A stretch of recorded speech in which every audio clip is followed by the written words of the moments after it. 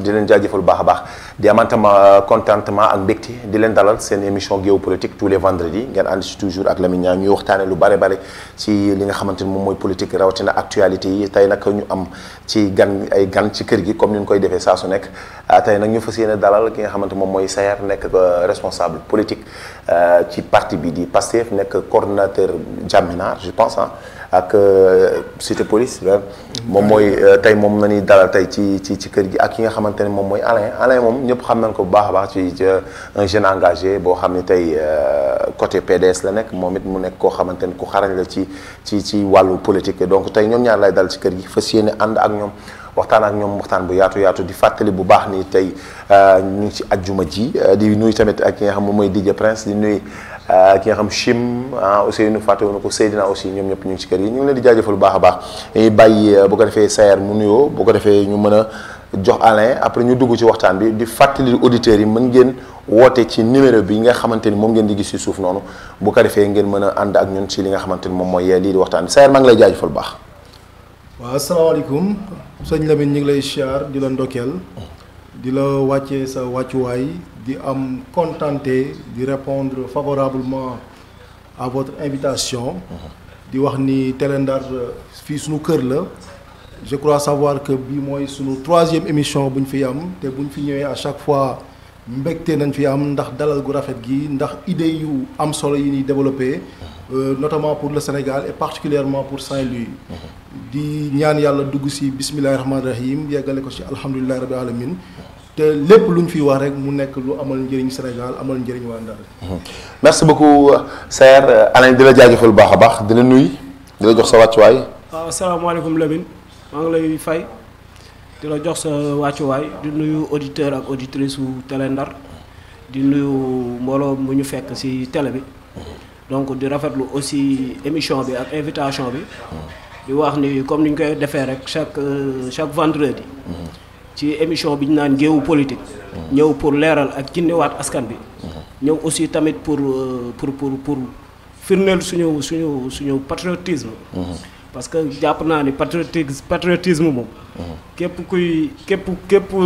kuy sénégalais wala képp ku nekk ci benn nation war a taxawul nation bi jàpp naa ni rôle boobu nga war a jouer quoi donc di indi suñu contribution aussi si la nga xamante ni suba moom mooy taxawaayu waa Sénégal ak suba lan mooy taxawaayu développement wu Sénégal donc loolu yëpp ñu bëgg ci waxtaan ak yéen donc moo tax ñu ñëw wuy si tey invitation bi di rafetluwaat bu baax invitation bi la biñ jërëjëf merci beaucoup encore une fois di leen fàttaliwaat bu baax ni yéen a ngi ci seen émission géopolitique ngeen toujours ngeen ànd ci ak Lamine Niang ci seen Télé Ndar ñu bari safoo ko di ko seetaan saa su nekk di wax ni tey fas yéene nu ànd ak yéen waxtaan ci li nga xam ni mooy actualité politique ci réew mi ci lu mel ni tey daanu fas yéene waxtaane ak yéen li nga xamante ni mooy justice bi tey gis nañ booboog léegi ni muy doxee ak ñi nga xamante ni tey am lente nan ak yoon nekkoon ancien régime bi dinañ ci waxtaan kenn ku si nekk am sa point de vue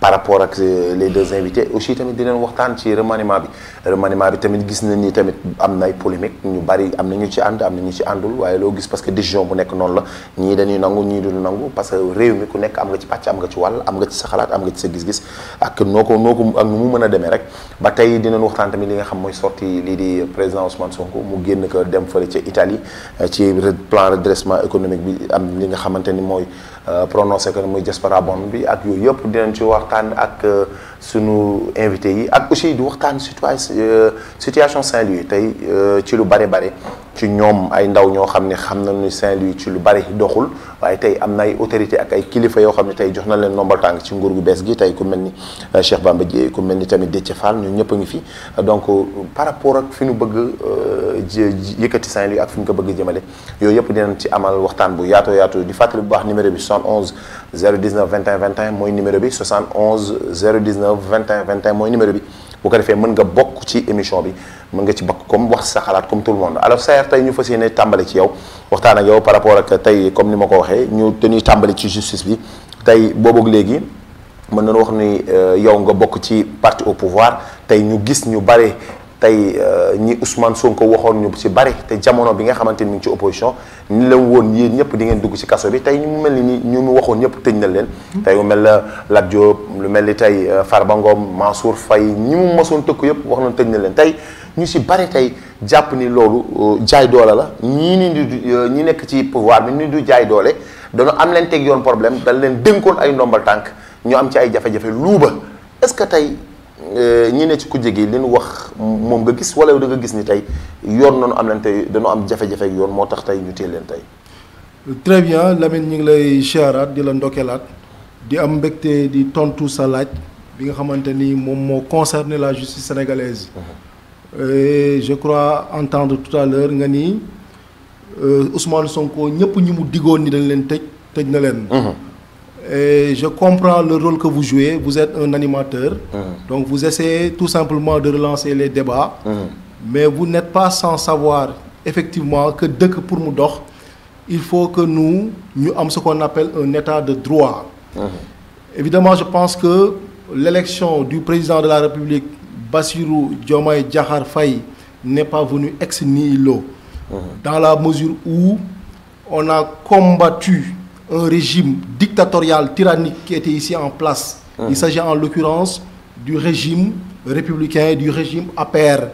ñu gis yi fi amoon yëpp ñu gis ñi doon luubal alalu askan wi ñu gis benn Sénégal bi nga xamante ni dafa amoon ce qu'on appelle une justice, une géométrie variable, c'est-à-dire mu am ce qu'on appelle kumba am ndey ak kumba amul ndey. ñu gis ay opposants yi nga xamante ni à partir du moment où on avait senti qu'ils ont commencé à avoir benn aura, ils ont été tout bonnement condamnés. La preuve mën na lu joxe le cas Karim Wade, mën na lu joxe le cas Khalifa Sall, et le dernier cas en date effectivement c'est le cas Ousmane Sonko.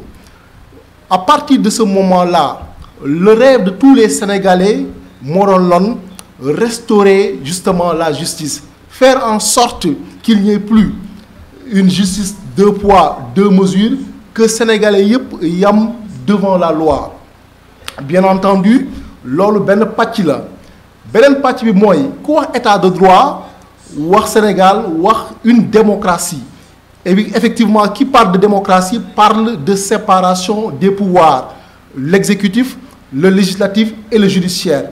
Autrement dit, pour résumer, li ma bëgg wax foofu mooy lan Ousmane Sonko, qu'est-ce qu'il représente pour ce pays? Ousmane Sonko, c'est le premier ministre. Fan la bokk mi ngi bokk ci pouvoir exécutif bi. À partir de ce moment-là, xam na ni effectivement amul benn main mise sur la justice. moo ko wax. Maintenant dafa am nu mu fa tëddee parce que am na un ministère qu'on appelle le ministère de la justice. Autrement dit, Ousmane Sonko moom mooy le chef du gouvernement mu proposer la nomination de Ousmane Diagne en tant que ministre de la justice. Autrement dit, Ousmane Diagne est sous la tutelle du premier ministre qui est sous la tutelle du président de la République. Autrement dit, le ministère de la justice appartient à l'exécutif. Ousmane Sonko donc a le droit de demander à ce que Ousmane Diagne fasse accélérer les dossiers qu'il y a eu lorsque nous étions dans l'opposition ak jeunes yi ñu fi tëj lu ëpp 80 jeunes yi nga xamante ni ñàkk nañ seen bakkan et cetera et cetera. Parce que en réalité Ousmane Diagne moom li mu mën mooy lan mooy demander aux magistrats du parquet ñu accélérer les procédures, mais la finalité c'est quoi? Dossier yooyu noonu fan lay ñëw day ñëw ci juge bi. Le juge c'est une autorité impartiale. La dernière décision lui revient. Donc à partir de ce moment-là Ousmane Sonko amul benn main mise ci justice bi. li mu mën mooy demander mais bizarrement Sayer moom moo ko wax devant tout le monde moom moo ne maanaam bu ma nee sañu nu ma wax diw jàppal diw bu ma nee ko defal diw dafa koy def moo ko wax ci non li mu mën mooy il y a des dossiers pendants devant la justice. kenn la jiite muy le ministre de la justice. li mu mën mooy ni ko accélérer les dossiers mu agsi table procureur bi qui à son tour va déposer les dossiers sur la table du juge. Maintenant en dernier ressort le juge il est libre, n'est-ce pas? Ousmane Sonko mënu ko influencer aucunement. kon da nga jàpp ni Ousmane Sonko amu ci yoonam new ci. non mais bien sûr Ousmane Sonko amul lu mu mën a. influencer kon ñii ñu tëj ñii ñëpp yoonu Ousmane Sonko. ñii ñu tëj. dafa am je pense que les faits sont têtus aussi quoi. On ne devrait pas être amnésique, c'est-à-dire que en un temps record on ne peut pas être si oublieux. Pour mettre véritablement de côté ce qui s'est passé depuis que Macky Sall est au pouvoir, mais particulièrement ce qui s'est passé entre 2021 et 2024. ñëpp xam na ni Macky Sall bu mu fi ñëw bu mu fi nekk bu muy ñëw dafa am ay dig yu mu defoon, une gestion sobre et vertueuse, une justice impartiale, et cetera et cetera.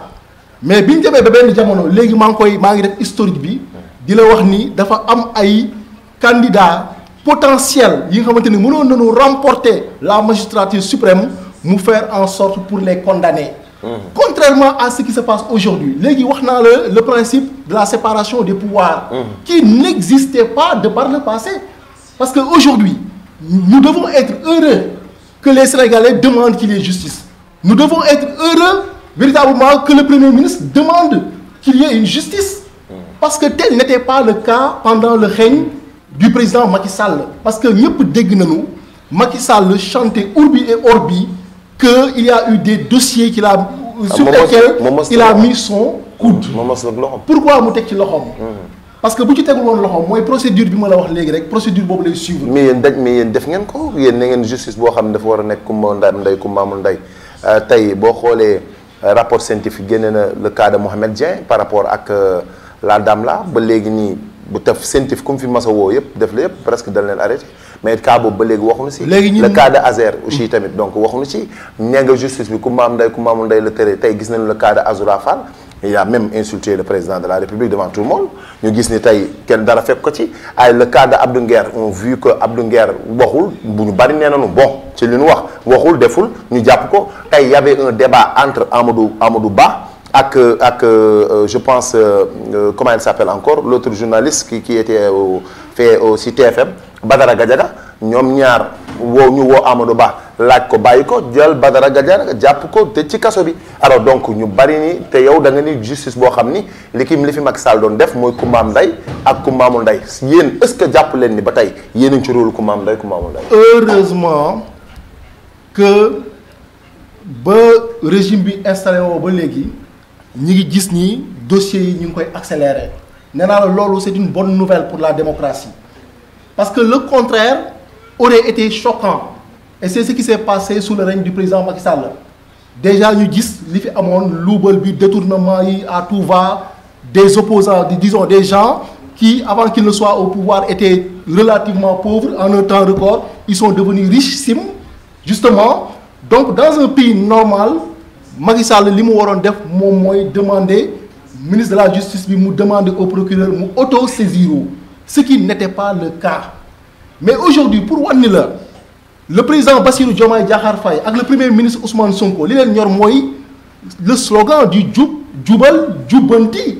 C'est la raison pour laquelle d'ailleurs gars yi di jaabante di dem pôle judiciaire financier parce que il faut tout simplement à chaque fois ñuy def un rappel. C'est important parce que ñëpp xam na ni par exemple Abdou Diouf ba mu fiy nekk dafa créer woon ce qu'on appelle la reddition des comptes.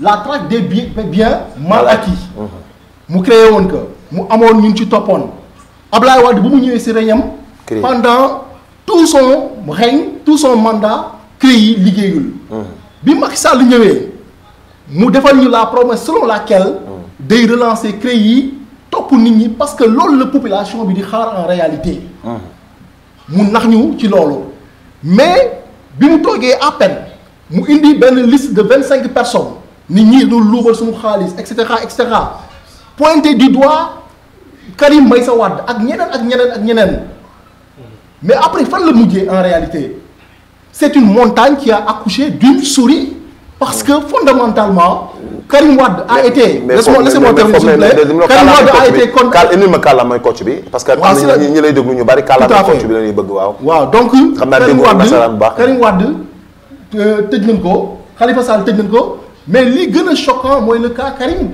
parce que dañ ko dugal avec tout le tintamarre qu'il y a eu benn jour nuitamment ñu génne ko yóbbu ko exilé ko depuis boobu léegi mënatul ñëw Sénégal. li mu signé nag xamuñu ban protocole la. ce qui n'est pas le cas de Ousmane Sonko parce que Ousmane Sonko ba ñu ko tëjee dafa toog mu xeex mu combattre ba Macky Sall sachant que effectivement population bi mënoon na génn marcher sur le palais def par exemple comme li xew aujourd'hui au Népal xam ngeen di fa xew population bi ñoo wàcc di poursuivre les fonctionnaires et cetera jàpp ministre de l'économie et cetera. Donc Macky Sall a compris in fine que tey li xew Népal xew ci dëkk yu bëre mënoon na ko arrivé. Parce que les dés étaient déjà jetés, les carottes étaient déjà cuites. Parce que li mu bëggoon mooy empêcher la candidature de Ousmane Sonko. Il l'a réussi, mais fort heureusement que Ousmane Sonko moom nekkul ku égoïste. Def na ses pirouettes ba à la dernière minute mu réussir proposer nous la candidature de Bassirou Diomaye Diakhar Faye qui est présentement l'actuel président de la République. Mais yow dogguma la. mais kon da nga jàpp ni malgré li ma lay déglu yëpp kon mooy maanaam yow justice bi gis nga ni mi ngi def liggéeyam ni mu waree.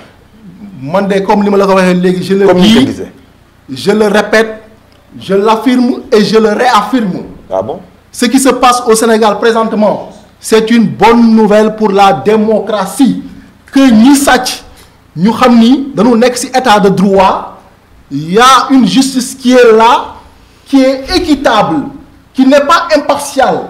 Que ki sàcc poulet bu 2500 ak ki sàcc des milliards ñoo yam ana Mansour Faye le richissime goro du président de la République tey il croupit en prison. mais bon Mansour aujourd'hui il croupit en prison. mais Mansour est-ce que ñooñu jaayoo leen doole parce que Mansour ba tey waxu loolu leen ko jàppee ay surfacturation ngeen wax ak ay yooyu mais ba léegi c'est-à-dire li ñu gis.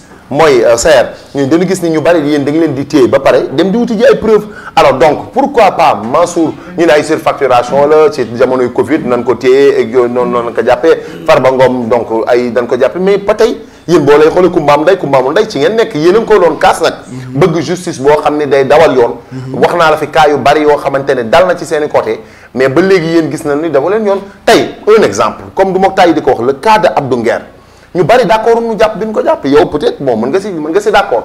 Alors donc Sénégalais la comme tout le monde am na droit de def analyse donc mais je l'ai jamais vu Abdou Nguer saaga ndey wala mu wax loo xamante ne tey ku ko dégg taf gémminam déedéet mais on a vu même des partisans de Ousmane Sonko maanaam c'est-à-dire ay ñoo xam ne ay pacifiens noonu di wax loo xamante ni da ngay xam ni kii boo ko déggee procureur war na mën a autosaisir alors te dara du leen ci fekk léegi nag bu fekkee ku jéggi nag doon ko def. ñoom ñu jàpp leen daal leen yóbbu est-ce que kon jàppoo ne ba tey mooy li ma la wax yéen a ngi taxaw ci kumba am ndey kumba amul ndey.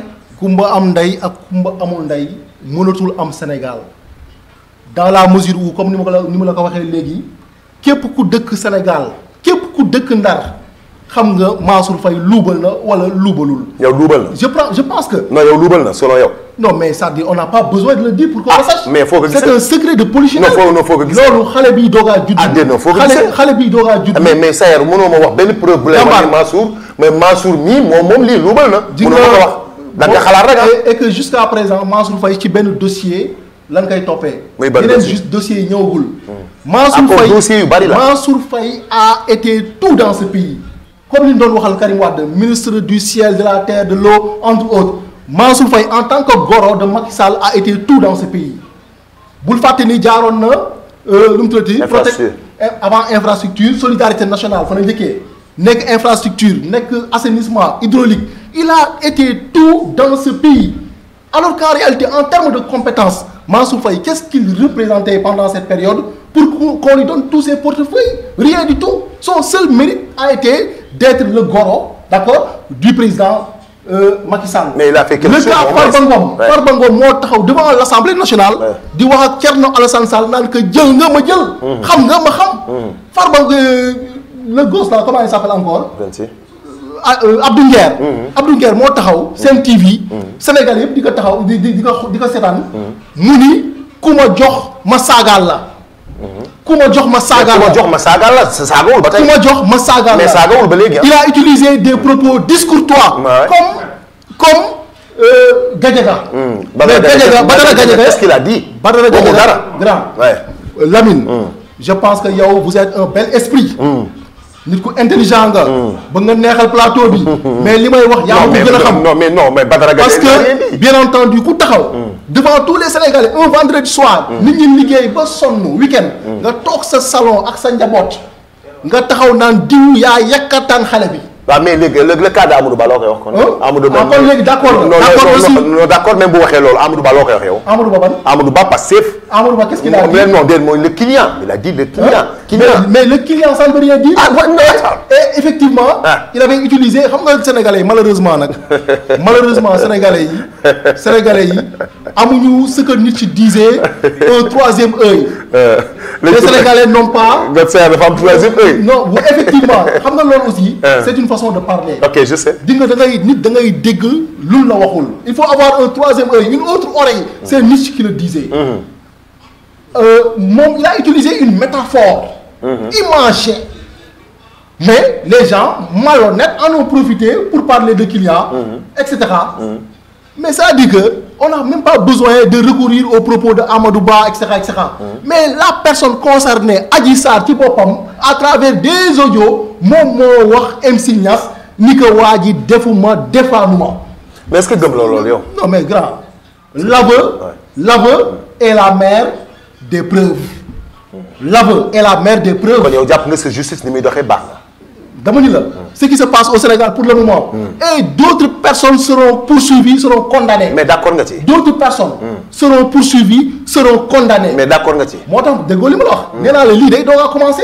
ah d'accord day doog a commencé. d'accord kon Alain dégg nga Sayer par rapport ak ni mu développé def na ay développement bu am solo par rapport ak justice bi ni muy doxalee ku maam nday bi nga xamante ni Macky Sall moom la fi nekkoon ku wax mu xàcc dóor ñi mu tëj leen tëj lu tolloo 80 et quelques personnes tey dégg nga ko li mu wax nee na ñoom seen ni ñu yoree nguur gi amul ku maam nday amul ku maamul nday ku def lu dul yoon ñu teg la ci yoon ku deful lu dul yoon ñu teg la ci yoon est-ce que d'accord nga ci li mu wax. waaw Lamine maa ngi lay nuyuwaat di la remercier bon di wax ni sama co-débatteur dafa am ay points yu mu wax yoo xam ne ànduma si ak moom quoi. yan point la. parce que le fait que moom nga poser que c'est justice mu ñëw wax la état de droit. wax la démocratie. donc ñëw je crois bien que ni xam nañu luy état de droit ak xam nañu lan mooy démocratie. tey say man su ma la gisee nga xam benn affaire wala nga xam définition wu benn mbir ba pare di def le contraire man damay jàpp ni affaire maa tey ngay def. parce que ñu ñëpp gis nañu Sénégal li fi ne ak fi mu toll wax na sànq maa ngi koy remercier si loolu le fait que ñu emprisonné le président Karim Wade illégalement. par créer non du illégalement. loolu la wax. da nga jàpp yow loolu waaw man loolu laa jàpp quoi parce que man sax booy seet je veux pas retourner. si régime mu Macky Sall quoi. non mais war nga ci ñëw parce que. non bëgguma si ñëw parce que régime mu Macky Sall pour man lu passé la en fait. mais bu fekkee dafa wax ci Karim c'est très normal. waaw c'est très normal parce que ñu bëri dañu jàppoon ne PDS ñoo yàq réew mi comme yéen a yàq réew mi tey bu demee ba tollu fii yéen da ngeen ci am cër ñu bari loolu nañu wax. waaw parce que yéen a jaxase ak alalu askan wi yéen a daan caxatee xaalis bi foofu la tàmbalee. waaw parce que li Macky Sall def moom dañ ko xeex ñun 12 ans ñun depuis boobu ñu ngi ci opposition bi quoi. donc ba mu demee ba pour daaneel Karim Wade dafa dem indi CREI yi mi ngi ci constitution bi cour de répression et d'enrichissement illicite en fait. daaneel ci Karim Wade topp ko ci génn budget Sénégal. financé ci ay programme pour topp Karim Wade ci 5 ans xaw ma 6 ans yoo xam ni amul fenn foo xamante ni Karim Wade gañewul jugement yi. donc fépp fu ñu leen mës a jugé walla fu ñu mës a dem plan international plan national xanaa laa xam ni ba tey ñoom joxewuñu verdict mujj li ñu mujj def mooy dañu dissoudre le CREI parce que Macky Sall avant mu doon dem.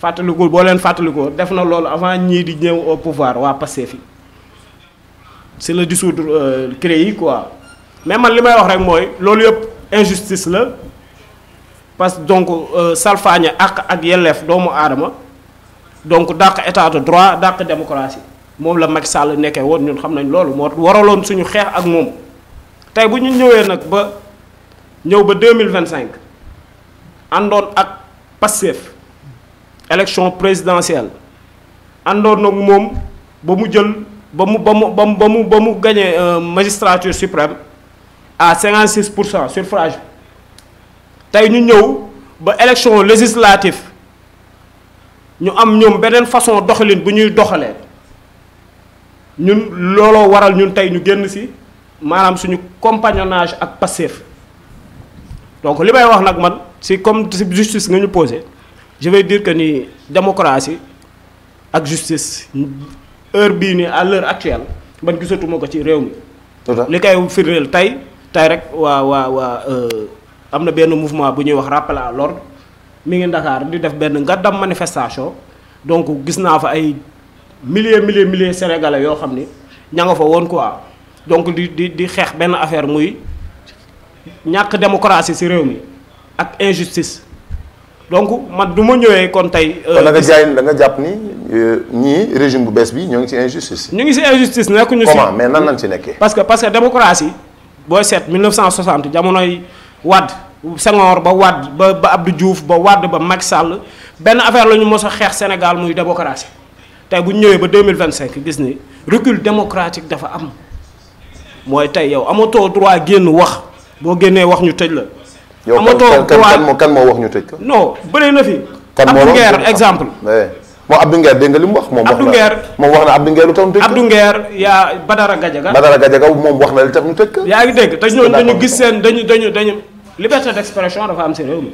mais du da ngay wax lu la neex aussi. non je crois bien que ni waxuñu lu leen neex ndax wax lu ñu neex mooy ñu def injure par rapport def offense à l'État en fait def injure ci président de la République wala ñu saaga ko ay insultes donc ba tey am na lu wute moo Azora ñun ñëpp gis nañ dafa génn saaga nday président de la République.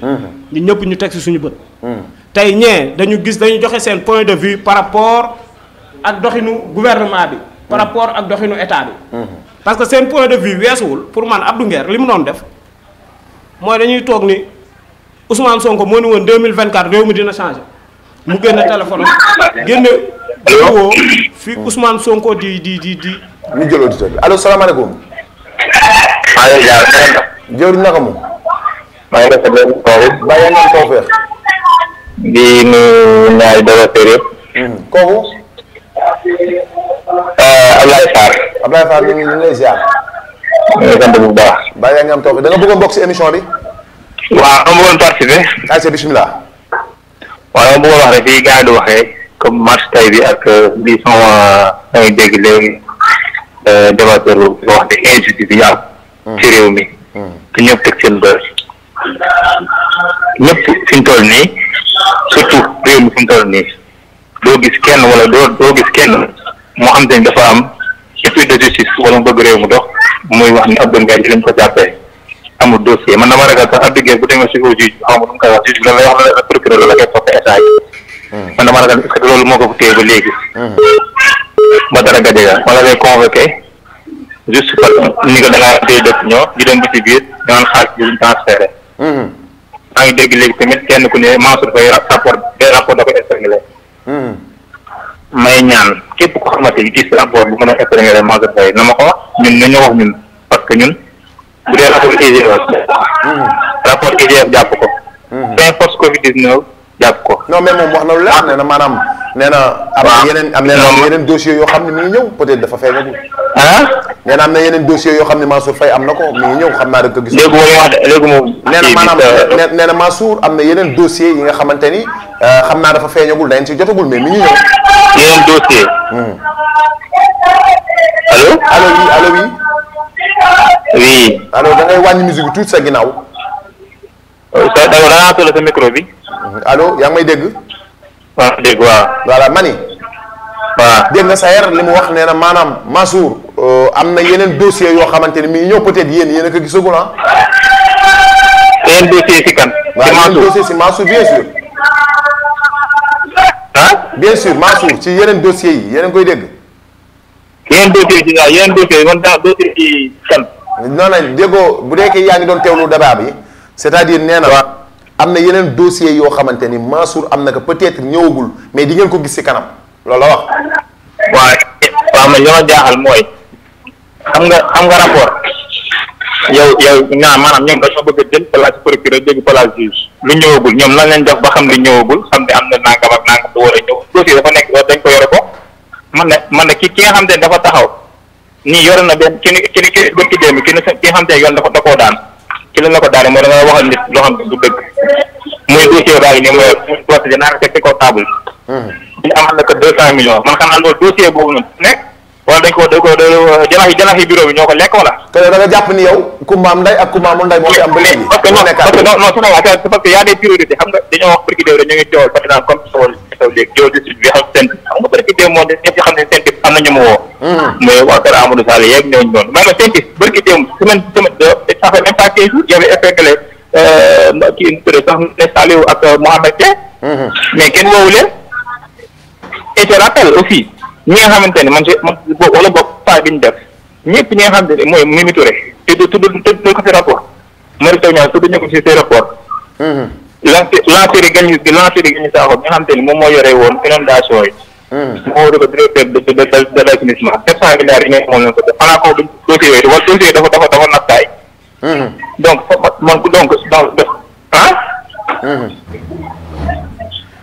allo. dina la ci tontu mi ngi lay dégg dina la ci tontu comme par rapport ak ñi nga laaj ñun ñëpp seen effectivement seen rapport tënk na leen te boobu boog léegi wowunu leen Sayer xam naa dina la ci tontu dina ko bind du ko defee dina la ci tontu rapidement. merci beaucoup encore une fois numéro baa ngi noonu 71 019 21 21 mooy numéro bi bu ko defee nga mën a bokk ci waxtaan bi. acca Alain nu xaw a gaaw tuuti rek. parce que man la waxtu baa ngi daw. loolu laa gis man par rapport ak sama point de vue di wax ni.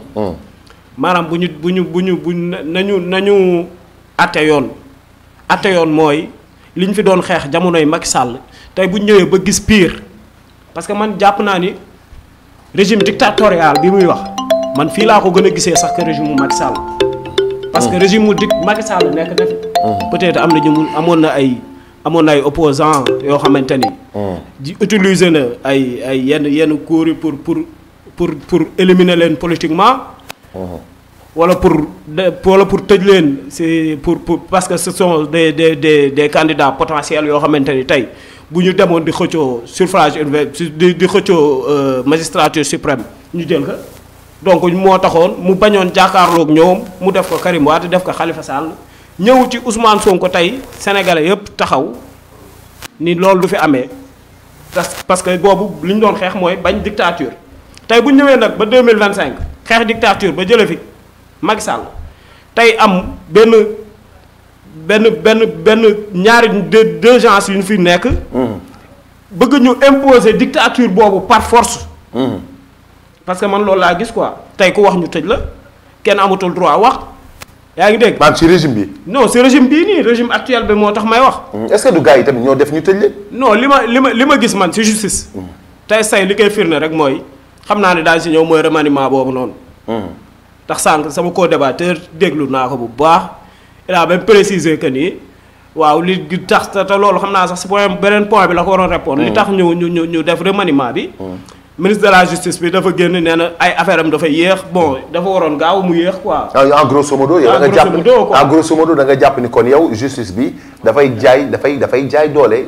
attewul li nga xamante ne moom mooy yoon. ki fi nekkoon dafa doon doxal justice parce que il a prêté serment.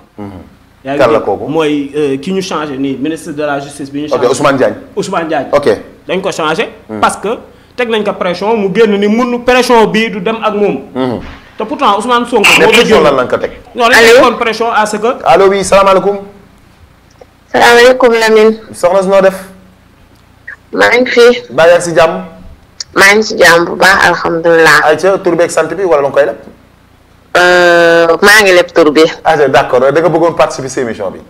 waa di gërëm waa Télé ndax émission yi ngeen def am na solo. merci beaucoup. di nuyu sama deux frères yooyu toog. mais dafa amoon lu may leeral tuuti.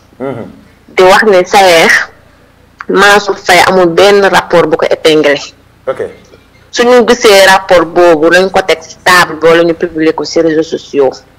Mansour li ñu koy toppee surfacturation la nguur gi toog wax. te jamono jamuy nekk ministre ci Covid bi ceeb ñëpp xamoon nañu ñaata lay jar actuellement li muy jax donc say leeral ci gàttal nga demaat gëstu jiwaat nga xoolaat bu baax Mansour Faye amul benn rapport ci ministère yi mu jaar yëpp nag maa ngi dégg ci émission bi mu ne am na yeneen du xanaa actuellement yaa yor intérieur yow Sayer loolu laa lay laaj bu fekkee yaa yor intérieur nga wax ñu parce que Mansour gàcce ngaalaama il est le meilleur de sa génération benn maire bu ko mës a def ndax boo programme bi ba muy yéeg daf na woon Ndar set wecc non Mansour Ndar dëgg la am na lu mu fi def mais am na lu bari lu manqué Ndar ndax Mansour dafa liggéey Ndar yu bari fi manqué ndax te bon pourtant Mansour mi ngi fi il est là depuis 12 ans mais lu bari manqué la Ndar donte nag am na lu mu liggéey mais donte nag am na lu manqué Ndar allo Lamine oui dégg ma Sayer mooy tontu noonu wala allo oui Sayer ñun auditeurs yi dañuy may wax parce que di ngeen souffrir tuuti en silence bien sûr demal di ngeen ñu déglu parce que boo leen waxee seen point de vue ñun dinañ tontu mu neex mu nakkari ba pare Lamine aussi man la dama dégg ngeen wax si allo oui dama dégg léegi nga doon wax ci côté parce que actuellement bu Sonko tegee justice def intérieur avocat wam andi Yacine wutuñu justice bi nga xam ne dafa équitable mais nii la soxla pour ku mu bëgg woo ko justice bu nga xam ne moom lañ soxla suñu réew mais plutôt règlement de compte moom la ñuy def nii nit ki nag boo luubalee ba ñu xam ne réew mi da ngaa luubal ñun d'accord nañu nga jàpp nga fay alalu réew mi wala ñu traduire la en justice ñun loolu bañuñu ko mais ay règlement de compte nga toog ñaari at war a liggéey réew mi ngeen toog ci plateau yi di wax loolu tamit dafa métti réew mi dafa métti résultat la ñu soxla ci yéen te ba wax ji te parce que li ngeen wax teguwut actuellement li ñu nguur gi li muy wax dara teguwut ci te teg leen lu leer ak seeni projet ak fa ngeen jëm moom la ñu soxla ci yéen merci la damay bañ am na solo merci beaucoup am na solo rapidement comme puisque Sayer mi ngi leen di dégg bu baax mi ngi ci waxtaan bi dégg na leen dina leen tontu rapidement mais année bu mënee gën a gaaw tuuti par rapport ak justice bi sa gis-gis en grosso modo jàpp nga ni daal kon Pastef nguur gi fi nekk dañuy jaay gars yi doole. mooy sa gis-gis. waaw man loolu laa gis quoi. en grosso modo je vois que ni. justice bi nekkul équitable lul en fait. justice bi est-ce que jàpp leen te yow dégg naa ñu bari ci côté kujje gi mooy côté opposition bi tax dinaa fa profité waale dugg ci une bonne fois pour toutes parce que ñoom nee nañu boo gisee Ousmane Sonko li tax mu changé maanaam war di def remaniement bi sax d'ailleurs si lay dugg ni donc par rapport ak justice dañ ni li tax mu changé yéen ci kujje gi dangeen ni li tax mu changé Ousmane Diagne en tant que magistrat yàgg ci def na expérience presque de 36 ans tey mu jël Yacine Fall mi nga xam ni donc du magistrat du dara tekk ci côté justice bi jël Bamba Cissé bi nga xamante ni tey ñu ci bari gis na ni Ousmane Sonko boo ko daan attaqué Bamba Cissé moo lay porter plainte tey mu jël ñooñu teg leen ñooñu ni Ousmane Sonko dafa teg ñii fii juste pour régler rapidement ñi nga xamante ni ñoom ñoo amoon jafe-jafe ak ñoom ci jamono bi muy nekk opposition. waaw man ci côté boobu côté remaniement bi ngay wax mooy li mu jël le fait que mu jël Ousmane Diagne remplacer ko. loolu je crois bien que ni da ko def pour am comme li kii interpellé woon léegi nii par rapport ak téléphone daal di auditrice bi woote woon léegi dafa bëgg am mais ci justice bi donc ki fi nekk c'est un magistrat ki fi nekkoon c'est un magistrat yaa ngi dégg d'une classe exceptionnelle en fait mooy kii Ousmane Diagne donc kooku mënoo ko teg pression mënoo ko bafouwewoo liberté individuelle ak collectifu nit munoo tax mu def injustice munoo ko parce que nekkoon na fi au temps de Macky Sall yaa ngi dégg yàgg na ci ministère di diriger ministère de la justice donc tey boo ñëwee bëgg ko contrôler munoo ko contrôler da ngay obligé changer ko ak remplacer ko ak benn militant wala kenn koo xamante ne boo nee weex na mu ni tàll boo nee ñuul na mu ni kukku te loolu lañ fi gis te loolu man dama je crois bien que ni dëkk bu amee démocratie lu si mel ne ay ministère de la justice ak ministère de l'intérieur ki ko war a nekk dafa war a nekk quelqu'un boo xamante ne amul benn appartenance politique ku neutre la war a nekk yaa ngi dégg mais boo jëlee sa militant koo xamante ne yow yaa koy sant buy def. kan mooy militant. mais ñaar ñi mu choisir ñëpp ay militants wu Pastef lañu. ah ok. ñoo ñëpp ay partisans wu parti Pastef lañu. te loolu yëpp pour tey imposer benn affaire la parce que fii tey xam nañu képp ku fi daanu ministère de la justice tey peut-être moo la daane mais boo jëlee tey pour nga mën a am benn doole bi par rapport ak opposants yi par rapport ak population sénégalaise bi il faut nga am lu ci mel ni ministère de la justice boo xamante ni il est corrompu. maanaam corrompu mooy yow yaa koy sant mu def. yaa koy tere mu bàyyi man loolu laa gis. te ministère de la justice yi fi ne. bi fi ne ak ministre de l'intérieur dégluwuñu lu dul ay waawu ak déedu Ousmane Sonko. non mais moom amagul peut-être amagul ah mais nii ñooñu bi leen falee yàggul mais gisaguñ fi dara. non mais ñoom auparavant. seen ay wax dégg nañ ko.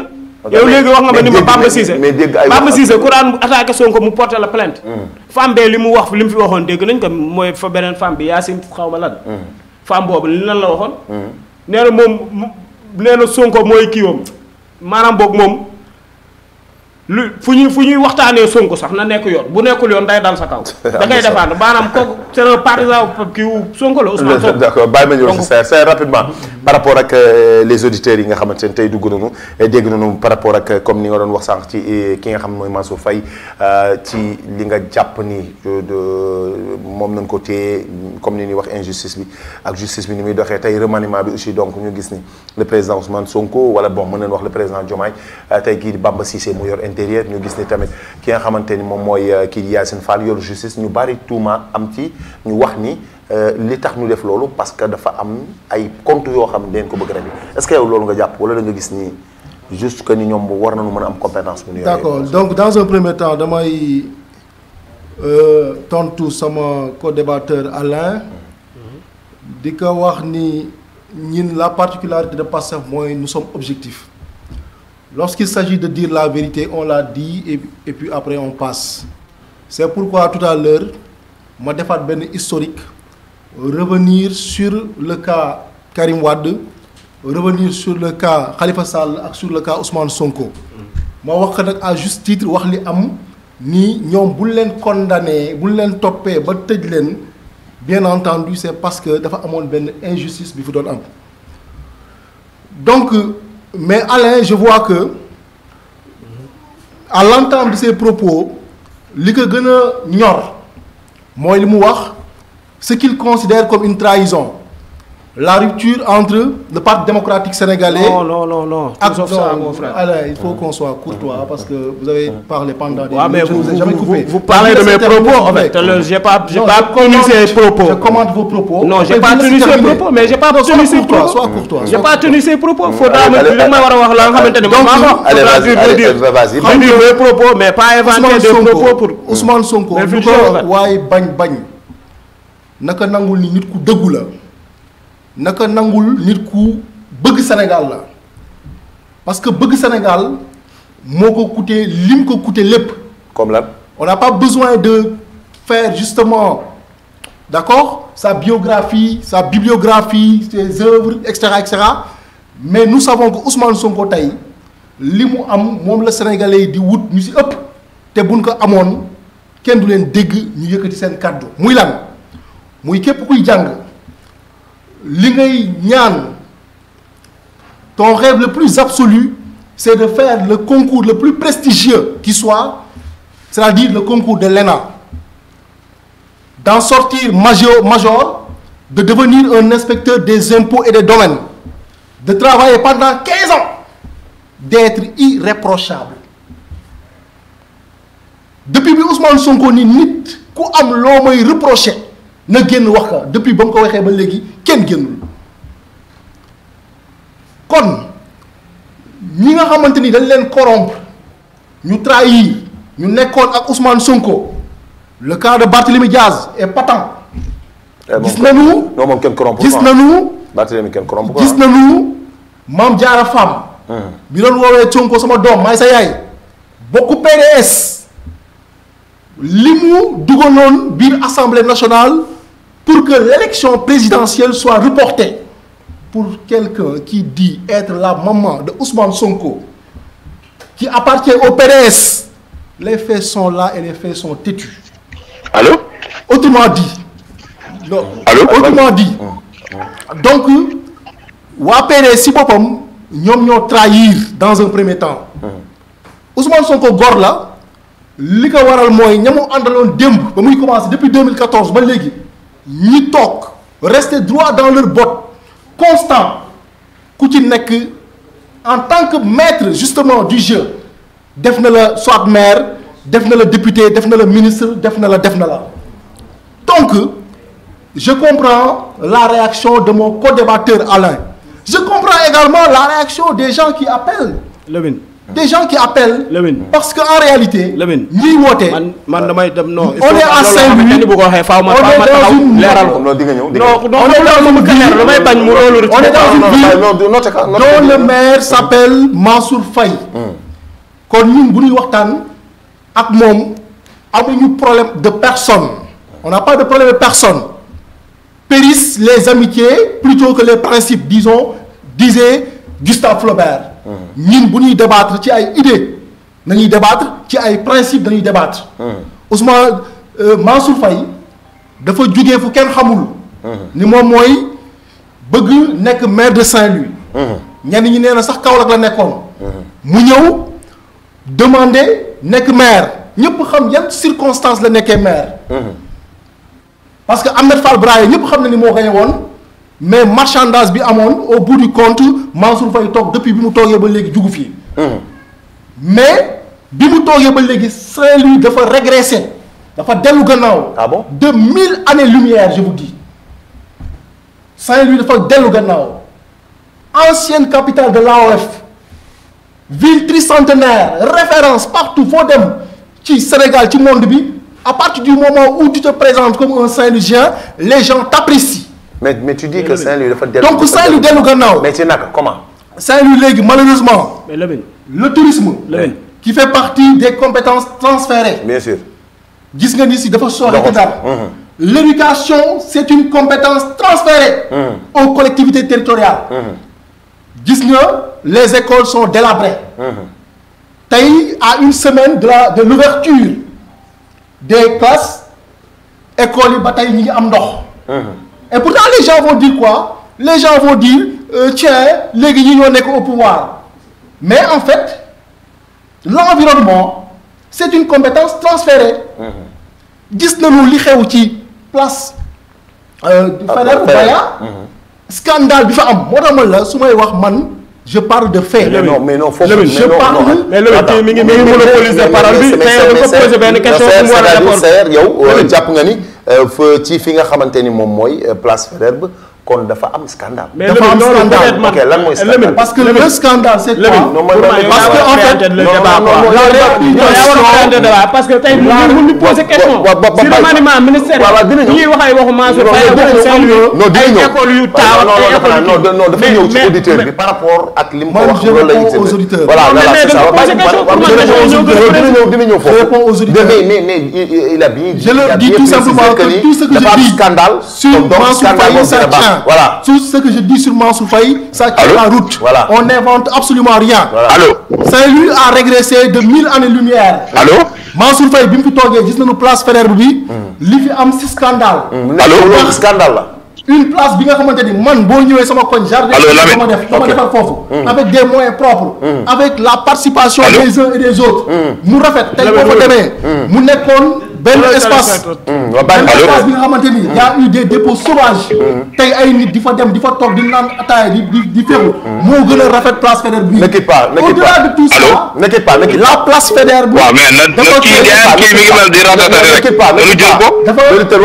la place Faidherbe dafa créer benn embouteillage à Saint-Louis lu mu musul woon am la am muy des problèmes d'embouteillage nga gis contournement bi oto yi di am bu ñu jéggee pont bi donc moo tax man la kon loolu dinaa ko dugal ci problème de Saint-Louis par rapport ci ginnaaw mais tu dis que ni scandale la c'est un problème et c'est un scandale. ok scandale boobu am nga ci lu la leer c'est un scandale mais scandale boobu am nga ci lu la leer beneen scandale bi xam nga moo doon lan mooy lan moo doon quelqu'un qui se croyait intouchable ki nga xamante ne da doon toog devant Dieu et devant les hommes devant les caméras naan lan ku ma poser question ma porter la plainte Parce que on a parlé tantôt du fonds force Covid-19.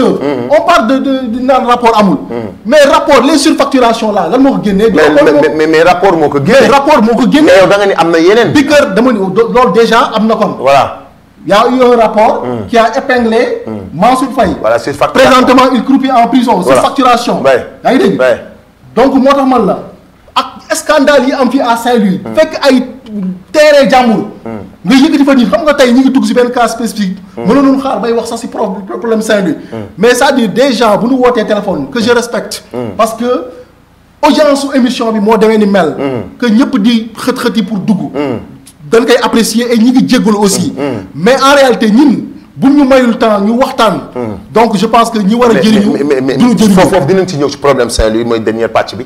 waaye ne remaniement bi nga xamante ni Yacine Fall tey moom nañu jël moom nekk partisan Pastef jël Bamba Cissé mi nga xam ne moom moo doon avocat Ousmane Sonko teg leen ci poste yi nga xamante ni tey mën nañu jàpp ni moo gën a sensible par rapport ak la justice ak li nga. xamante ni Yacine Fall qu'est-ce qu'il est devenu ministre de la justice. ministre de la justice. elle remplace qui. Ousmane Diagne bien sûr. Ousmane Diagne moo fi nekkoon. Ousmane Diagne était sous la tutelle de qui. c'est sous la tutelle de. de Ousmane Sonko. de Ousmane Sonko. waaw mais allo oui salaamaaleykum. allo oui salaamaaleykum. oui maaleykum salaam. sëñ bi noo def. ça va bien Mbaye. ñu ngi lay ziar bu baax a baax da nga bëggoon bokk si émission bi. yàlla na yàlla nangu ziar waat boo bëggoon participer rapidement rek. ayca bismillah yaa ngi ci biir. Chim may ma tuuti volume. alors je vous dis bonsoir à tous. Je dis bonsoir à Sayer, mon ami Sayer. Déjà, Sayer, c'est Pape Moussa. Pape Moussa Ndiaye SG. Moussa. Oui, Sayer, maa ngi lay nuyu di nuyu le présentateur di nuyu ton vis-à-vis Alain. En fait, j'ai pris l'émission en cours, mais franchement, j'ai eu quand même quelques briques d'informations par rapport à ce que je viens d'entendre. Alain, félicitations pour avoir quand même été quelqu'un qui, déjà, au vu de ce que j'ai entendu, tu es à la hauteur déjà. Tu maîtrises ton sujet et tu as des arguments. Et ton vis-à-vis également, je vois qu'il se défend bien. Et tout doit se passer dans l'élégance, la courtoisie, parce que vous êtes tous des jeunes de Saint-Louis. Je pense, comme Nika Sayer waxee léegi, ce n'est pas une question de personne, mais c'est une question d'argument et d'idée. J'apprécie déjà le plateau.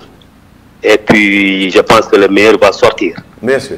Donc, vous parlez déjà de la ville, de la mairie. Bon, j'en profite déjà pour saluer déjà un leader charismatique qui est Amadou Moustapha Niang déjà, qui est en train de convoiter la mairie de Saint-Louis. J'espère qu'il va l'avoir par la grâce de Dieu. Et je vous remercie à toutes et à tous et très bonne émission. Merci beaucoup. jërëjëf muy ay kàddu yu am solo mais rapidement ci remaniement bi. donc ñu ngi gërëm Pape Moussa ci appel bi. merci beaucoup. donc pour yeggale. je pense que le remaniement ministériel. est venu à son heure. ah bon. est venu à son heure dans la mesure où. ci li nga jàpp yow xam nga tey. ci li nga jàpp. moo tax sànq man la li xew. le fait que gars yi di def des va-et-vient disons ci justice bi. ñu yëngalaat les dossiers parce que Diomaye bi mu njëkkee toog rek le président Diomaye dafa ni nañu republier les rapports des rapports yi nga xam te ni qui existaient depuis belle lurette. mais Mary Teuw Niane rapport topp la waxu leen ci. dinaa ci ñëw voilà ñun ñëpp ñu rapport topp la moo tax man la. Macky Sall bi mu ñëwee mi ngi dafa ni monopoliser la parole. dafa ni après non di nga ñëw ci mais xamal li sànq man ba may wax. dafa intervenir par rapport ak li mu doon wax. wax na fi 2 points yoo xam ne benn bi sax tax nga ba ma fàtte ko. ma waroon ko ci tool li mu duggoon ci wàllu waxu PDS. allo oui salaamaaleykum. maaleykum salaam Lamine. sëñ bi ñoo ngi ziar kooku. man la sa tondo mais maa ngi woote 2 fois ngeen may mettre en attente quoi. wax nga dëgg dafa am lu ma doon yégal ñu ngi ciy jégalu bu baax a baax. non loolu amul problème mais maa ngi nuyu sama ñaari frères yi toog foofu. walaay fay Lamine. di wax ni donc émission bi c'est bien dans l'ensemble. mais Sayer moom dafi nekk di wax du n'importe quoi. ah bon ba pare Lamine kii da nga koy jox temps parole di ko poser question moom muy wax lu ko neex. di def ay accusations yu grave. mel na ñun nekkuñu Sénégal xamuñu lu fi xew moom tout d'abord moom mi ngi contredire boppam. moom dafi wax léegi la séparation des pouvoirs donc yow nan nga mënee gëm ne la séparation des pouvoirs ñun ñi ngi koy am na ci régime bi bu pare nga mën a gis ni ñi ngi def justice partielle bi ñuy def nii à savoir kumba am ndey ak kumba amul ndey premièrement wax nga fi léegi ne Ousmane Sonko nitu dëgg la mais dëgg da nga koy jëfe Ousmane Sonko lu mu wax du ko def je suis désolé yéen a fi waxoon da ngeen di interpréter loi bi lu tax ngeen koy da ngeen koy abroger lu tax ngeen koy interpréter donc bëri na ba pare nga nekk fi di wax ay Mansour Faye dafa am ay corps de contrôle yu koy épinglé mais tu es un intellectuel mais je suis désolé tu n'es pas à l'heure actuelle si tu étais à l'heure actuelle daa am ay information yu valable yoo xamante ni xam nga ni aucun corps de contrôle n'a épinglé monsieur Mansour Faye je suis désolé ni l'IGF ni la Cour des comptes ni l'IGF donc am na soo toogee ci télé ñu lay seetaan da ngay wax yoo xamante ni ñi koy dégg dun la en fait doo ridiculiser sa bopp quoi parce que ngay wax pour wax loolu baaxul dama bëggoon rek intervenir parce que ñun duñu toog tamit nga toog di saaga suñu intelligence mel na ku dem jàng sa ay leçon ñëw di ko rester on t'a donné 10 minutes on t'a posé des questions mais répondre ça autant que ngay wax ay wax yoo xamante ni ça n'existe pas mënoo ci indi benn preuve mais je suis désolé Sénégal bi ñu nekk nii mooy loolu parce que da ngay toog fi yaa ngi fi wax léegi la séparation des pouvoirs yow léegi justice nga yow si pouvoir judiciaire nga bokk parce que nee nga am na yeneen dossiers yu génn mais lii c'est gravissime c'est lâche sax à la limite yow boo bàyyi justice def liggéeyam yow su amee yeneen dossier kon yow yaay taxaw fii di divulguer naan Mansour Faye am nay yeneen dossiers yu war a génn mais c'est dangereux ce qui se passe dans ce pays donc allez tamit yow sama frère mais allez défends-toi bul nangu di toog ci plateau nit ki di wax du n'importe quoi nga nekk fa di indi ay xarit non plateau moo leen boole bokkatu leen camp boo leen di kiiwee amatul ay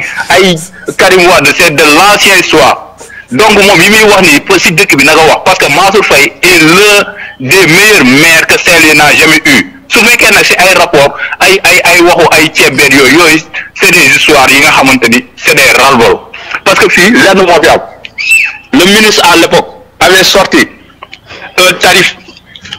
un document bu leer bi nga xamante ni ñëpp xam na ni ceebu riz njëgu ceeb bi lu muy jar beneen bi mooy Mansour Faye rapport boobu ngeen di wax daf ko jël def appel d'offre jox ko ARMP nan lay jaaree ARMP actuel ARMP nan lay jëlee loo xamante ni day am jublan loolu mënul nekk parce que institution yi ni nga ko tënkee la tripartite paritaire xam nga yéen ngeen toog fii ci télé bi di wax du n'importe quoi donc mënu ma ko woon muñ quoi je suis désolé du ma monopoliser parole bi naa leen bàyyi ngeen débat mais encore une fois mon frère Sayer sooy wax da ngay wax loo xamante ni da nga ciy indi preuve suñu justice waxoon tey daa indi preuve yi maa ngi sant di gërëm Télé Ndar di leen encourager ci émission yi ngeen def wasalaam. merci beaucoup jërëjëf Lamine muy pour ma terminer maa ngi apprécier à sa juste valeur comme ni ma ko waxee tantôt les appels sachant que c'est des gens partisans qui appellent et c'est normal qu'ils prennent parti mais man li may wax dara du ko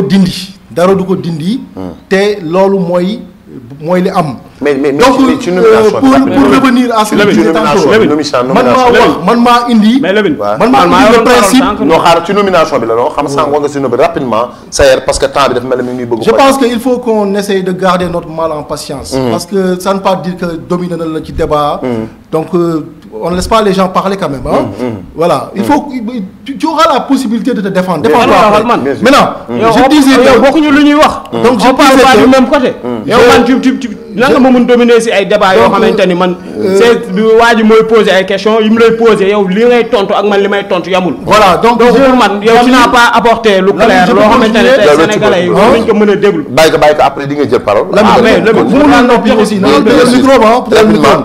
micro donc je disais tout simplement que ñun amuñu lu ñuy inventé amuñu lu ñu kii man maa ko def exprès sciemment indi comment fonctionne un état indi état de droit wax la le principe de la séparation des pouvoirs war ni la malheureusement souvent les Sénégalais ils mélangent les pincettes quoi ils mélangent les pincettes parce que Ousmane Diagne tout à l'heure maa ngi koy wax il était sous la tutelle du premier ministre qui à son tour est sous la tutelle du président de la République li tax ñu doon demander le président Diomaye moo ko wax moo ni il faut que Sénégalais yi di demander à ce qu'il y ait justice yow tout récemment wax dëgg yàlla bu dee am nañu objectivité qu'est-ce qui s'est passé partout au Sénégal mais surtout sur les réseaux sociaux que les patriotes ñoom seen bopp ils s'étaient sentis frustrés laissés pour compte par cette justice dañu demoon ba jàpp ni tey y a des koulouna yi nga xamante ni ils sont tapis dans l'ombre dans la justice qui continuent de faire les sales besognes du président sortant, c'est-à-dire le président Macky Sall. Tout récemment, il y a eu une manifestation à Dakar pour que l'histoire des 80 morts soit étayée, soit clarifiée. Mais loolu est-ce que buñ ko leeralee loolu en réalité loolu est-ce que buñ ko leeralee tey jàppoo sa lii dina ci am ay loolu en réalité musul am ci histoire du Sénégal parce que ku fi mës a toog yow yaay buum di bummi di nekk ci benn koñ parce que appartenir nga à tel camp di dénoncer ay nit ñu leen di jàpp di leen tëj. mais ba tey tontu woo ma ci li ma la wax ma ni bu fekkee ni tey ñi nga xam ni tey dañu am ñi nga xam ni faatu noonu ci manifestation bi tey ngeen bëgg justice def liggéeyam ci loolu. est-ce que jàppoon ni tey buñ ko taxawalaatee mbir moom est-ce que jàppoon ni le président Ousmane Sonko mën na ci am ay jafe-jafe. xam nga malheureusement ñun les kuluna yi nga xamante ni bu affaire yi jaaroon yoon bu jaaroon normalement yoon tey ñi ngi ci biir ñi ngi au ñuuf comme on dit. lu tax loolu. bu jaaroon yoon laa la ba tey. waaw li tax il y a eu remaniement. bu affaire yi tegoon ci yoon depuis booba léegi. tey ñenn ñi ils vont raser les murs comme le disait le président Ousmane Sonko. mais yéen seer lu tax yéen ngeen jàpp loolu. parce que Lamine da nga bàyyi ma yeggale bàyyi ma développé. tey sa leader. ndax tey sa leader tey seer. parce que tey moo daal combat am. bari moo ci am tey ba li xew ci kaw. tey est-ce que jàppoon ni moo am responsable. xam nga moo tax man la l'histoire prochaine fois da ngay jéem a def entretien exclusif ak waa ji. bu dee nga bëgg a invité pour. non mais moom dara pare. parce que yow sànq ba tey moom kese mooy. loolu la parce que yow ci gisoo yow da ngay tourner sax pour di ko poser question mu naan la lii ak laa ak lee benn yoon da nga koy doo ko def lii da ngay def entretien exclusif yi ak moom kese ngeen toog ngeen wax ci politique da nga am sa donc moom mi ngi wax ay non mais aw ma kàddu parce que benn yoon noonu fi jox kàddu boo ko léegi moom nga jox parole waaw d'accord da nga am temps de parole ma jox la sa temps de parole waxal ci remaniement bi nga wax ci remaniement bi et il t'a écouté n'est-ce pas. kon donc sa temps de parole bu jeexee moom am na moom temps de parole bi mu jël. bu paree li mu wax ëpp na 30 minutes li mu wax sànq ba léegi ëpp na 30 minutes. tu penses que ëpp na 30 minutes déedéet. man maa ngi xool temps bi donc moom bu paree nag dina la jox yow li nga bëgg wax ni nga ko wax n'est-ce pas kon bàyyi ko moom mu yeggale rapidement ci remaniement bi rapidement ça ci remaniement bi. donc pour boucler la boucle pour boucler la boucle. parce que xam naa ni. nii la parce que booy Pastef yi aussi ils sont comme ça ils sont objectifs ils disent la vérité. et puis voilà. mais nag. heureusement que tout ce qui se passe maintenant c'est une bonne nouvelle pour la démocratie comme je l'ai dit tantôt. Yacine Fall ñëw na. parce que Ousmane Diagne à un certain moment donné il avait oublié qu'il était sous la tutelle du premier ministre du chef de l'État. donc Yacine Fall nee naa la le ministre de la justice. c'est une autorité politique. je sais. yaa ngi dégg wax ji. donc ministre de la justice bi lenn rek la mënoon def les rapports des différents corps de contrôle OFNAC CENTIF et cetera mu fexe mu accéléré ko jox ko le procureur de la République mu yóbbu ko devant le juge bi nag c'est un magistrat du siège. ok c'est bon le procureur c'est un magistrat du parquet. ok c'est bon donc foofu la séparation des pouvoirs am donc exécutif bi mënul aucunement influer sur le judiciaire. kon Yacine baax na Bamba baax na. ku mënti ñëw. on n'a pas besoin qu'on soit forcément un magistrat pour être le ministre de la justice. parce que malheureusement les gens.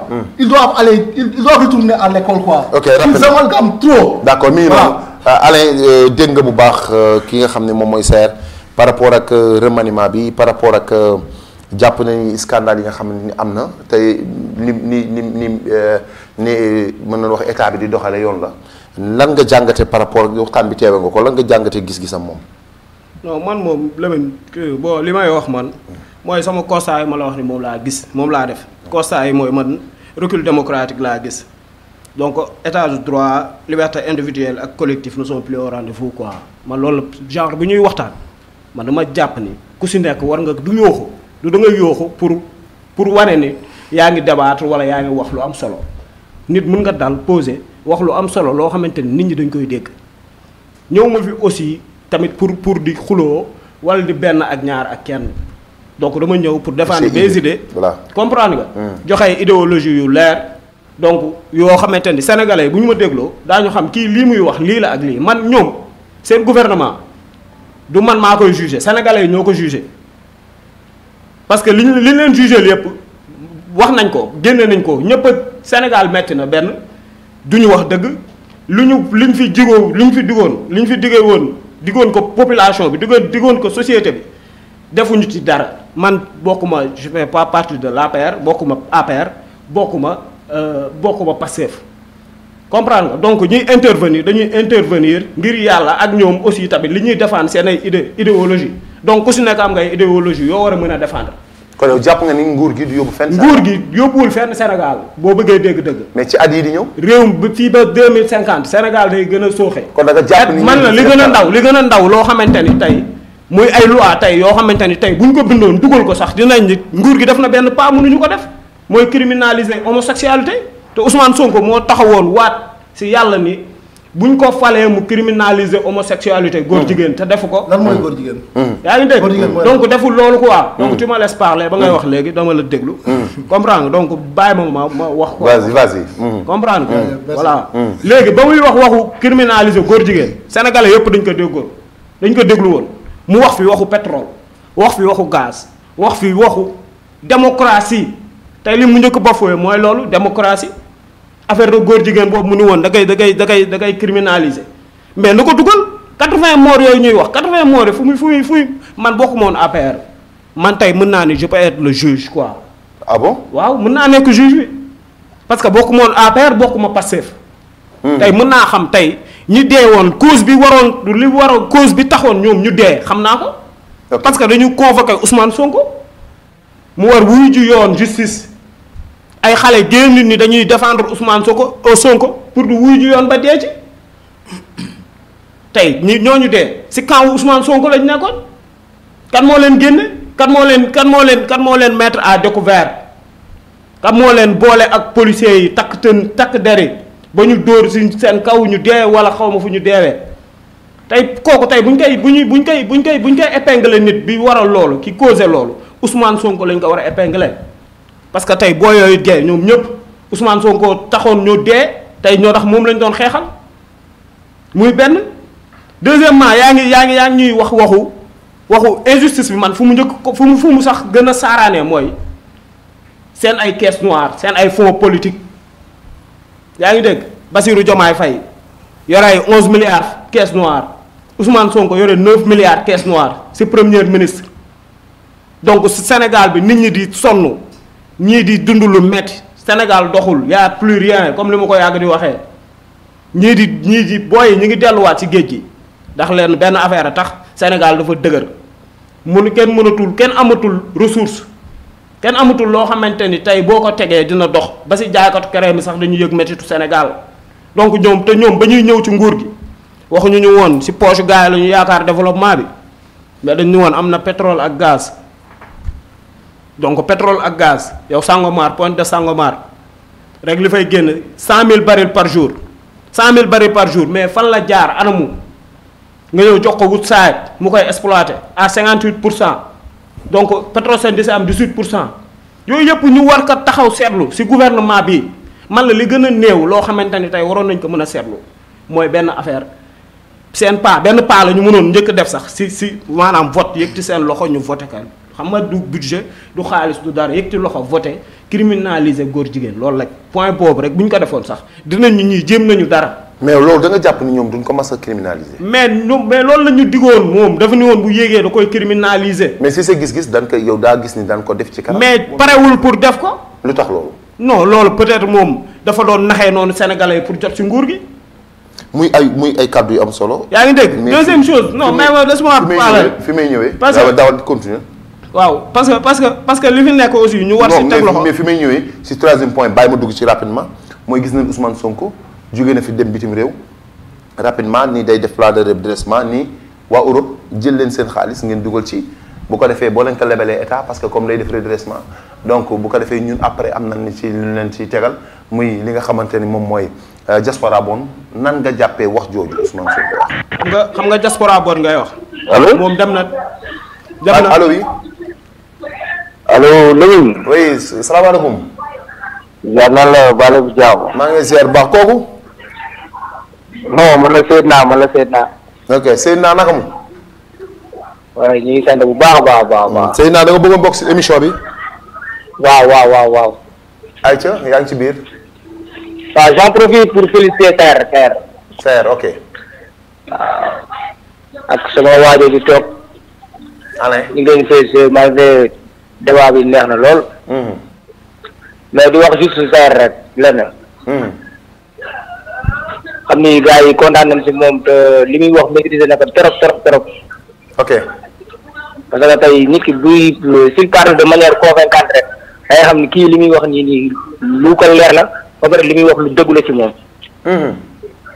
waaw di wax juste nag sama waajoo ne waaw balaa moo ñëw di pour ay débat moom il doit se préparer. kan si Alain. waaw Alain moom nay préparé wu balaa. lu tax muy préparé wu pourtant Alain ay. non Alain li muy wax maîtriser wu ko sax. nga ne Alain. waaw man li muy wax maîtriser wu ko sax. non maîtriser na ko bu baax déggoo Alain li mu wax Alain la ko chinois. Alain débat day lambatu ay tour sax ku muy wax. day lambatu ay tour sax. déedéet non déedéet yow kon ñu déglu waa Alain déglu li may wax xam naa ko. waaw. waaw nga jàpp ni Alain day prépare-toi à être oublié. balaa moo ñëw ci benn débat na préparé wu davantage. ok am na solo merci beaucoup Saër. waaw allez merci beaucoup. jërëjëf merci beaucoup Seydina merci beaucoup dégg Alain. dégg naa ko waaw bon moom dama koy tontu rek li ma koy tontu nag mooy peut-être man dama xamul waa parti Pastef ñoom seen militants yeeg militantes yi laa jàppul seen tur. donc mooy xam naa ministre de la justice boobu ma doon wax Yacine xaw ba lan la tudd sax ba tey sax mënu ma wax turam parce que xamuma ko donc mi ngi noonu. mais man li may wax si côté diaspora bonne. côté diaspora bonne bi. man je crois que ni gouvernement bi fi nekk dafa def levée de fonds yàggul dara quoi tout récemment quoi levée de fonds bi. donc mi ngi ko def auprès de l'UEMOA. yaa ngi dégg parce que dafa dem FMI doon fa leb xaalis li leen doon lebal FMI lebalu leen ñu ngi rey seen bopp instant bi nag ci eurobond yi yaa ngi dégg donc dañu ñëwaat ba zone UEMOA bi marché UEMOA bi def ci seen lépp loo xamante ni tey am nañ ko pour gagner marché UEMOA bi ak ay prêt empreinte yu eurobond donc loolu pour man tey kii bu ñëwee di débattre du ma wax ci ay Mansour Faye place Bayax bii mu yàq ak yooyu dina ma wax tey gouvernement Sénégal bi ñu fi teg voté gaa 56% du suffrage. 54%. donc ñoom ñu ñëw amul lenn loo xamante ni changement la boo xamante ni ñoom def nañ ko par rapport ak dundin bi maanaam changer dundu sénégalais yi wala dugal ay loi comme exemple li ma waxoon léegi criminaliser góor jigéen xam naa ni ki woote léegi li ma wax noonu ko metti te parce que seen leader moo ko wax.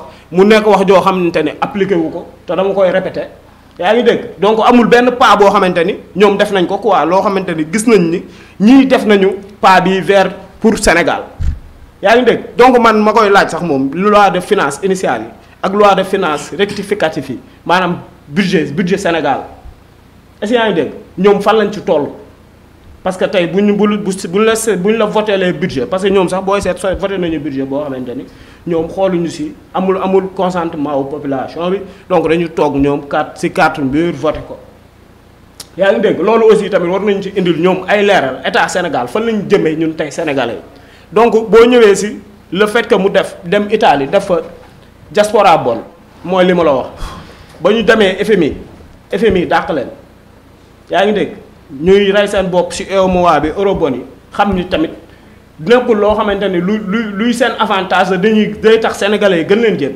ñu dem daw si diaspora bonne bi yaa ngi dégg diaspora bonne bi pour tey gafaka moodu yi encaissé leen seen xaalis pour ñëw dugalaat ko fii ci état wu Sénégal te yow nga ni woon même pas 6 mois da nga ni woon da nga teg plan de redressement donc sa plan de redressement yi nga tegoon ak point yi nga waxoon ni tey foofu nga teg pour redresser le Sénégal yaa ngi ko mujjee si dem di kaajee yi kaawmaan yi pour lu ñu yore ñoom ñu jox la ko nga mën ko indi Sénégal pour redresser économie wu dëkk bi donc loolu malheureusement je crois que ni affaire la boo xamante ni tey war na ni cuune wu état bi cuune wu Ousmane Sonko cuune wu Bassirou Diomaye Faye ndax cuune leen warat moo tax lu ñu nga ba ngay toog nga dig ñu pétrole ni am nga pétrole mën nga ci évoluer dëkk bi mën nga ci développer dëkk bi am nga gaz foo toll saa Touba yeeg ñëpp ku génn naan non am nañu pétrole am nañu gaz donc Sénégal dina développer dina évoluer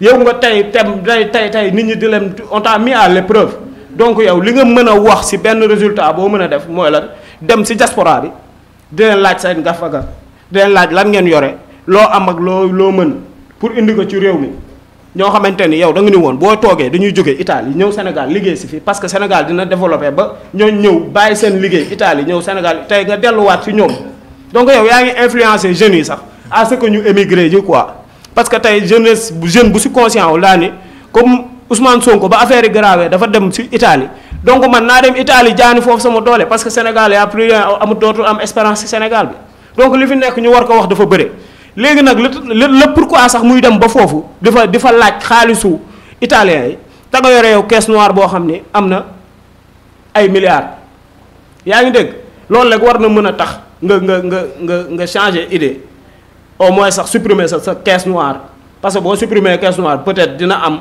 yenn tur yoo xamante ni dina ko fàtt par rapport ak jafe-jafe wu population bi mooy li may wax rek man je suis pas là pour waa APR wala pour waa Pastef man je suis là comme un citoyen sénégalais bokk nag parti PDS di wax peut-être samay idée ak la nga xamante ni moom lañ ñu wanoon moom lañ ñu jaayoon ak liñ ñu wan tey donc mu doon lu ute yaa ngi dégg parce que Ousmane Sonko lii muy doxee ak di ko waxee mooy recul démocratie bi digguñu ko woon démocratie lañu diggoon yaa ngi dégg lim ñu diggoon daal bëri na quoi.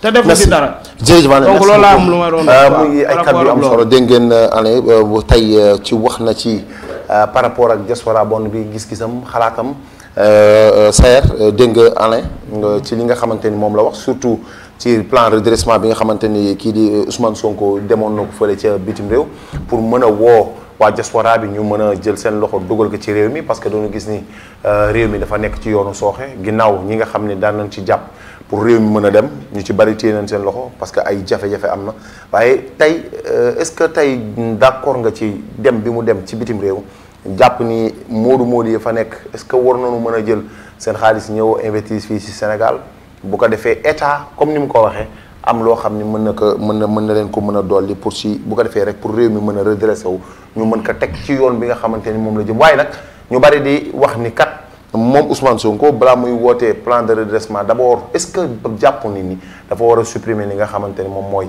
lii di fonds politique am moom mooy 9 milliards yi nga xamante ni tey moom nañu wax ni moom nañ ko nattal ko le président de l'Assemblée nationale nattal ko le président de la République du Sénégal est-ce que d'accord nga ci nit ñi ni ñu koy waxee ni dafa war a supprimer d'abord moom li nga xamante ni moom mooy caisse noire am di fàttali numéro bi ah. moo ne dafa xaraam 71 019 21 21 mooy numéro bi. moo ne daal dafa xaraam caisse noire dafa xaraam. merci Lamine. ñu ngi lay ñaan nag aussi bu ñu mënee tëj ligne mi tuuti comme ça ñu mën a développer. ndax fii dafa mel ni temps bi waxtu bi. 10 minutes moo des ah. waaw ndax kon développer day xaju fii. ndax sama co-débatteur mën a jàng tuuti ñi ni seetaan jàng. parce que en fait moom nga njëkk laaj ci plan de redressement bi. mais képp kuy seetaan te nga am objectivité xam nga ni waxul xam-xam. donc plan de redressement bi avant ñuy wax ay diaspora bon d'abord dafa am ce qu'on appelle un plan de redressement économique et social lancé par le premier ministre Ousmane Sonko. mais lu ñuy jooyanti lu ñuy redresser dafa fekk mu weng. parce qu'en réalité régime bu bees bi ba mu ñëwee parce que loolu constitution bi moo ko consacré que bu amee régime bu bees bu ñëwee dès les premiers mois on doit procéder à un audit des finances publiques. bi ñu defee audit des finances publiques on s'est retrouvé sur un endettement excessif qui ne dit pas son nom te loolu je pense que c'est une métonymie ou bien un euphémisme maanaam pour wàññi wax ji ndax gën na garaaw loolu bi ñu doxalaatee ba ci kanam le premier ministre Ousmane Sonko génn ni réew mi nërmeelu na ñi ngi 4e sous-sol le président de la République dem sax ba ni amatuma benn marge de manœuvre ndax lan ndax endettement bi parce que ñëpp xam na ni booy leb waroo dépasser 70% ñëpp xam nañ ko te loolu UEMOA moo ko instauré mais d'après les enquêtes on s'est endetté jusqu'à hauteur de plus de 120% du PIB mu nekk li nga xamante ni c'est historique musul am à la limite ça a fait un tollé partout au monde gars yi di débattre sur la situation critique des finances publiques sénégalaises le premier ministre Ousmane Sonko bien entendu mi nga xamante ni comme ni ma la ko waxee tantôt dafa jug rek pour dimbali Sénégal te yàlla rek tax mu ni du flancher sur ses responsabilités ànd ak le président de la République Bassirou Diomaye Diakhar Faye ñu ne li ñu diggoon Sénégalais yi avant ñuy ñëw il y a eu des promesses certes on les reconnaît mais ndekete li ñu doon séen ak li ñu doon njort ci gravité li ñu fekk dafa yéemu parce que bul fàtte Ousmane Sonko muy nekk député Assemblée nationale si la doon wax ci levée de fonds yi si la doon wax ci endettement bi ba ni les Sénégalais vont souffrir bi mu koy wax gars yi dañu yaakaar ni c'est quelqu'un un populiste qui le disait comme ça mais bi mu ñëwee aux affaires effectivement il s'en est rendu compte parce que dette bi dem na jusqu'à 18 000 milliards de francs CFA. mais bi ngeen ñëwee léegi yéen fi lab ñaata la. maa ngi ñëw may ma ñëw rek grand. dette cachée la wala. dette bi ñëw na. dette yi ngay wax nii dette cachée la wala dette yu ñu constaté. dette toutes les dettes. parce que FMI loolu ba ngeen demee wax ko FMI dafa ne leen loolu gisuñu ko amuñu constat yooyu. non donc pour man ñun tamit dañu ñu ngi information yi. xam nga dañuy waxtaan parce que ñun aussi ay nawle lañu. ëllëg dañuy mbëkkante ci mbedd bi te ku nekk war nga xool sa morom. nga am benn image. si moom nga ni kii ndax dëggu na. ndax kii ndax jub na ndax kii ndax waxkatu dëgg la. man waxuma pour Ousmane Sonko dégg lu ko neex. waaw mais tamit ñun on est. xam nga ñu ngi xool actualité en fait. mais contrairement à vous yéen a ngi jéem a yeb. s'il vous plaît xam nga ces méthodes là moi je les comprends. 573,9 milliards. yaa dominé yaa gagné garaawul. mais 5573,9 milliards ngeen nekk di leb nii en eurobond. c'est ça que je yaa ngi dégg xam nga soit 13 milliards par jour. waaw déglu leen rek. yaa ngi dégg lu mu lay wax donc yéen seen pexe moom dafa def yéen a gën a exagéré. non xam nga yéen a ngi waxu emprunt mais yéen a ngi bëgg def emprunt boo xamante ni tey bu daanoo si population sénégalaise maanaam sénégalais yi suuf la ñuy lekk. parce que yéen li ngeen wax ni état du Sénégal dafa def ay empreinte yoo xamante ni non parce que dama lay gàngati quoi le fait que non attends le fait que non attends mais parce que le fait que mënu wax effet bi non boobu mu ngi koy déglu xam nga mu ngi koy déglu parce que li nga wax amul cacophonie de mais li nga wax amul waaw yow yaay wax xam-xam mais man li ma lay wax man jarul ma yow xam-xam man il suffit juste que ma xool ay waxu Ousmane Sonko ma tegaat ko sur la table parce que pour man loolu rek jor na doy na vérification en fait Ousmane Sonko booy wax ak moom wala ngay wax ak ay partisans am jarul ngay indi xam-xam xoolal la mu waxoon daaw nga indi ko ren teg ko si taabal ji nit ñi jugé man loolu laa wax man li may wax mooy ñoom ba ñu demee FMI dañu dem FMI ni ñoom Sénégal dafa def ay empreinte dafa am ay dettes cachées yaa ngi dégg dette cachée yooyu ñoom lañ ni moo nekk à hauteur de wax na ko léegi nee na xaw ma 18 milliards. 18 000 milliards. mais tey ba ñu demee FMI dafa leen delloo ni leen léegi war leen ñu dette boobu fu mu nekk ak nan lañ ko caché te ba tey mënuñu ko indi li waral tey FMI téye loxoom ci Sénégal. Banque mondiale téye loxoom ci Sénégal à cause de manipulation parce que ils passent tout leur temps à manipuler. d'accord loolu mooy seen. li ma doon wax xam nga moom mooy li ma la wax malheureusement boo xamul tu mélanges les pédales. alors que kon da nga jàpp ne xamul moom. non dëgg mani dette bi gars yi ñëwee def audit.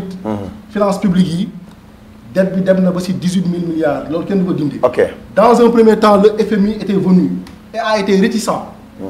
par rapport aux allégations avancées. mais nga baal ma 18 000 milliards mooy dans les 12 ans.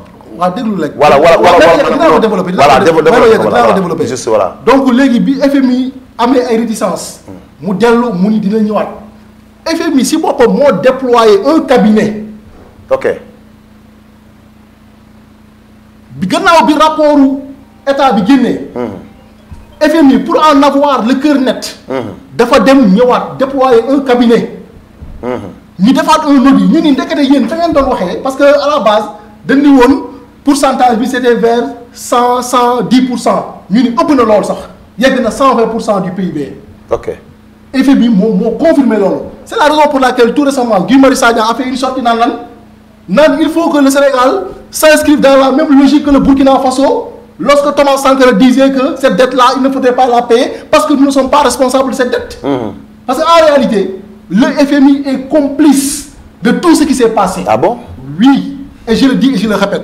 Maintenant léegi nag Ousmane Sonko ak le président de la République bu ñëwee ils ont utilisé leur ingéniosité parce que xam nga Macky Sall lu mu def Macky Sall daf ñu bàyyi benn état bi nga xamante ni da ko empoisonné mi ngi mel ne sa ennemi ñëw dina attaqué di ñëw di jub si dëkk bi nga xam te ni kii ala kulli aal bu ñëwee day jël dëkk bi nga ne xaar ma empoisonné teen yi empoisonné ñeex yi nga xam te ni xar yeeg bëy si nañuy lekk ba yow boo ñëwee la nga war a jëriñoo en réalité doo ko jëriñoo. mais léegi loolu moo xew. démissionné nag démissionné loolu bu amee da ngay démissionné. il faut non d'accord Saër il faut nga xaw ma déglu tuuti d'accord malgré tout dafa empoisonné dëkk bi wala dafa empoisonné yoon bi tout ça mais Macky Sall jamono bi mu fiy nekk je pense que Sénégal melul nii xaw na dox tuuti amul woon jafe-jafe bi donte peut-être nag det bi nu jël bari na comme ni ñu ko waxee mais Sénégal amul woon jafe-jafe yi mais pourquoi yéen bi ngeen fi ñëwee léegi d'accord leb ngeen fekk ngeen fi Macky am na lu mu fi bàyyi am ngeen loo leen jot a leb léegi booboog léegi ça fait presque 2 ans amul benn acte boo leen posé bu mu tax Sénégal kat ni ci du sama wax ni kat wax dëgg yàlla gouvernement bu bees bi kat posé na acte bi léegi ñu bari di laaj xaalis bi ngeen leb fu leen ko dugal ñu bari di laaj réew mi lan moo tax mu sooxee te yéen boobu léegi da ngeen jàpp ni dette la dette ba FMI ci wàllu boppam yéen ni leen comme dafa am dette cachée léegi fexe leen yéen ngeen génne dette cachée boobu ñu continuer suñu relation ak yéen te boobu léegi yéen mënu leen te génne te boobu léegi yéen a ngi leb te tamit manière diplomatique léegi pour yeggale de manière diplomatique aussi ma doon def historique parce que man dama bëgg lépp leer parce que man ñi may déglu te yor xel ak yow xam naa ni yaay borom xel nga da nga bëgg émission bi nekk comme ni ma ko doon waxee moo tax ngay relancer man ñooñu laay waxal ok plan de redressement bi xam nga mi ngi wax 5663 milliards loolu ce n'est pas encore effectif pour wax xam-xam rek loolu c'est sur la période de 2025-2027 c'est sur la période de 2025-2027 ça ne nous arrange pas donc tey redressement boobu noonu xaalis boobu ñu soxla boo xoolee dëkk li koy doxal xam nga lan la moom mooy budget fan nañ koy jëlee sur les impôts les taxes mais surtout sur l'aide étrangère loolu mooy le budget mais boo xoolee depuis bi régime bu bees bi toogee ña nga xamante ni ñi nga doon dugal seen loxo dugalatuñ seen loxo ndax lan ndax politique bi ñu apporté daf leen arrangé wul on a apporté une politique souverainiste kenn du ñu imposer une politique étrangère. est-ce que gën na ci yéen. ñun gën na ci yéen gën na parce que ça corrèle avec nos valeurs. mais tu parles de budget yow budget Sénégal mais Sénégal am na budget dans tout ça est-ce que yaa ngi gis est-ce que yaa ngi gis c'est bien li nga wax noonu c'est bien mais est-ce que yaa ngi gis ni tamit mi ngi doxal réew mi. mais grand da nga may aussi ma développer. waaw mais bien sûr parce que soo ma coupé. waaw kenn du jëriñu. waaw mais d'accord mais am na foo xam foog ma laaj aussi. boo waxee lu dul yoon dama lay coupé aussi c'est des souverainistes. oui. politique bi ñu doon def arrangé wul France arrangé wul dans une certaine mesure États-Unis. mais yéen a ngi join moo tax bi ñu ñëwee. mais yéen a ngi join France bi ñu ñëwee. USAID si nga yi mu doon dugal fonds yi mu doon dugal bi Sénégal. ñu arrêté ko. ñu dakkal ko waaw. France gis nga même sur les visas. bu amee suñu ay autorités wala yenn cadres yu war a dem foofu pour des conférences des trucs yi nga xamante ni pour participer au monde intellectuel la. France teg ci njojam. parce que bi régime bi ñëwee dafa am lu ñu def li nga xamante ni aucun président ne l'avait osé de par le passé. muy lan récupérer les emprises militaires. loolu je pense que c'est un bilan bi nga xamante ni ku xam ñi fi toog xam ne ñii dañu dëggu ñii Sénégal rek moo leen ñor. loolu Ablaye Wade defoon na ko fi. mais grand yow tamit sum waa ji. Ablaye Wade defoon na ko fi. Ablaye Wade moo fi njëkk dàq français yi. Ablaye Wade moo fi njëkk dàq tubaab bi vous avez fait répéter. te aussi tammet budget Sénégal 6 000 milliards la. est-ce que malheureusement donc les petits esprits parlent de personne. moi je parle d'idée. Ousmane Sonko nga fi wax yow yaay petit esprit parce que tu as parlé d'Ousmane Sonko wax nga jaar-jaaram. donc wax nga ay fi mu jaar ay plan ak affaire yooyu. Ousmane Sonko il est le plus nul ci histoire du Sénégal ci ñu dirigeant wu sénégalais. il faut que nga xam loolu aussi de nouvelles niches financières. boo xoolee ñi fi nekkoon maa ngi lay expliquer léegi budget. ñi fi niche boo xamante ni yéen ñi fi nekkoon eurobond ngeen ko teg ngeen teg ko say eurobond lépp bëgg lépp 5 000 et quelques milliards ici au Sénégal ñu mën a exploiter ak les niches de la diaspora nos intelligences ndax léegi ñu ngi koy wax diaspora bi utiliser wuñ seen ay moyens. mais c'est ku xam la diaspora xam ni diaspora dafa yàgg di participer ci économie. bu dee ni ngeen di continuer. boo demee si yéen dina métti si yéen ah. bu dee ni nga ko waxee nii ah non si. yalwaan kese la ñu jàppee nguur gi nga mënul nekk. yow vous ne faites pas partie des clowns. waaw waaw non je sais non man faruma faire.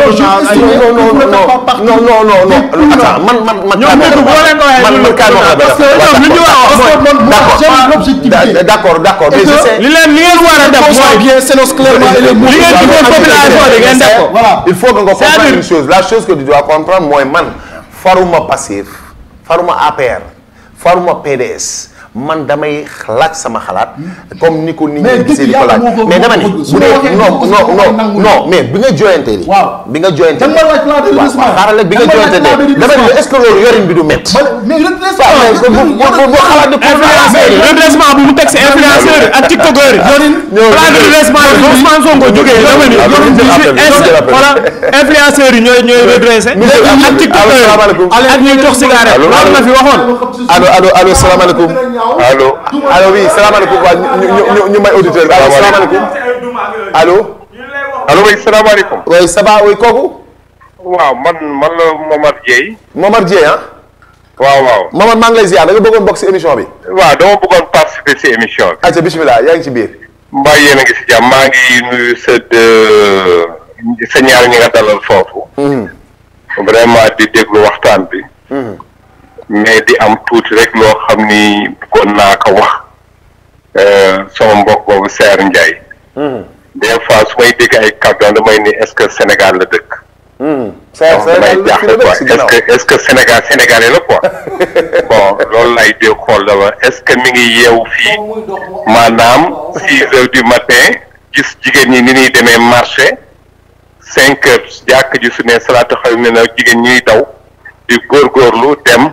jafe-jafe yi ni am laata ñu du ak góor ñi nga xam ni waxtu yi nga xam ni pour ñu dugg seen kër sax problème la uniquement mooy panier ménagère bi est-ce que mi ngi xalaat liggéeykat yi nga xam ni am nañu payoor sax weer mais weer suy jot du ñu ñemee sax dugg sa banque ba parce que duñ fa fekk dara. ay découvert Sénégal ku ni mettiwul nag. da ngay wax lu la neex. mi ngi wax problème problème budget. mi ngi wax problème budget. dégg naa ko muy wax problème budget.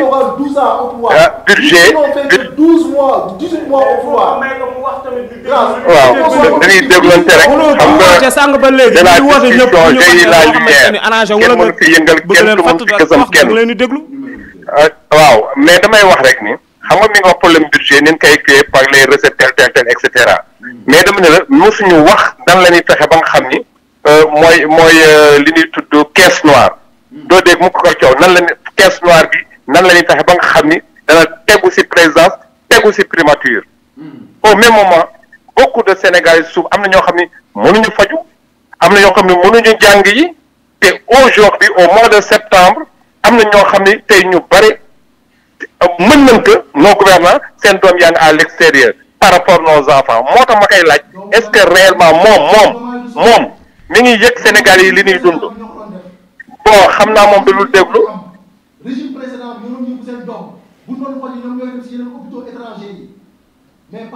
mais Lamine kii pour man crédit la yore en fait dafa woote nañ ko may mu déglu mu wax après ñun ñu tontu ko.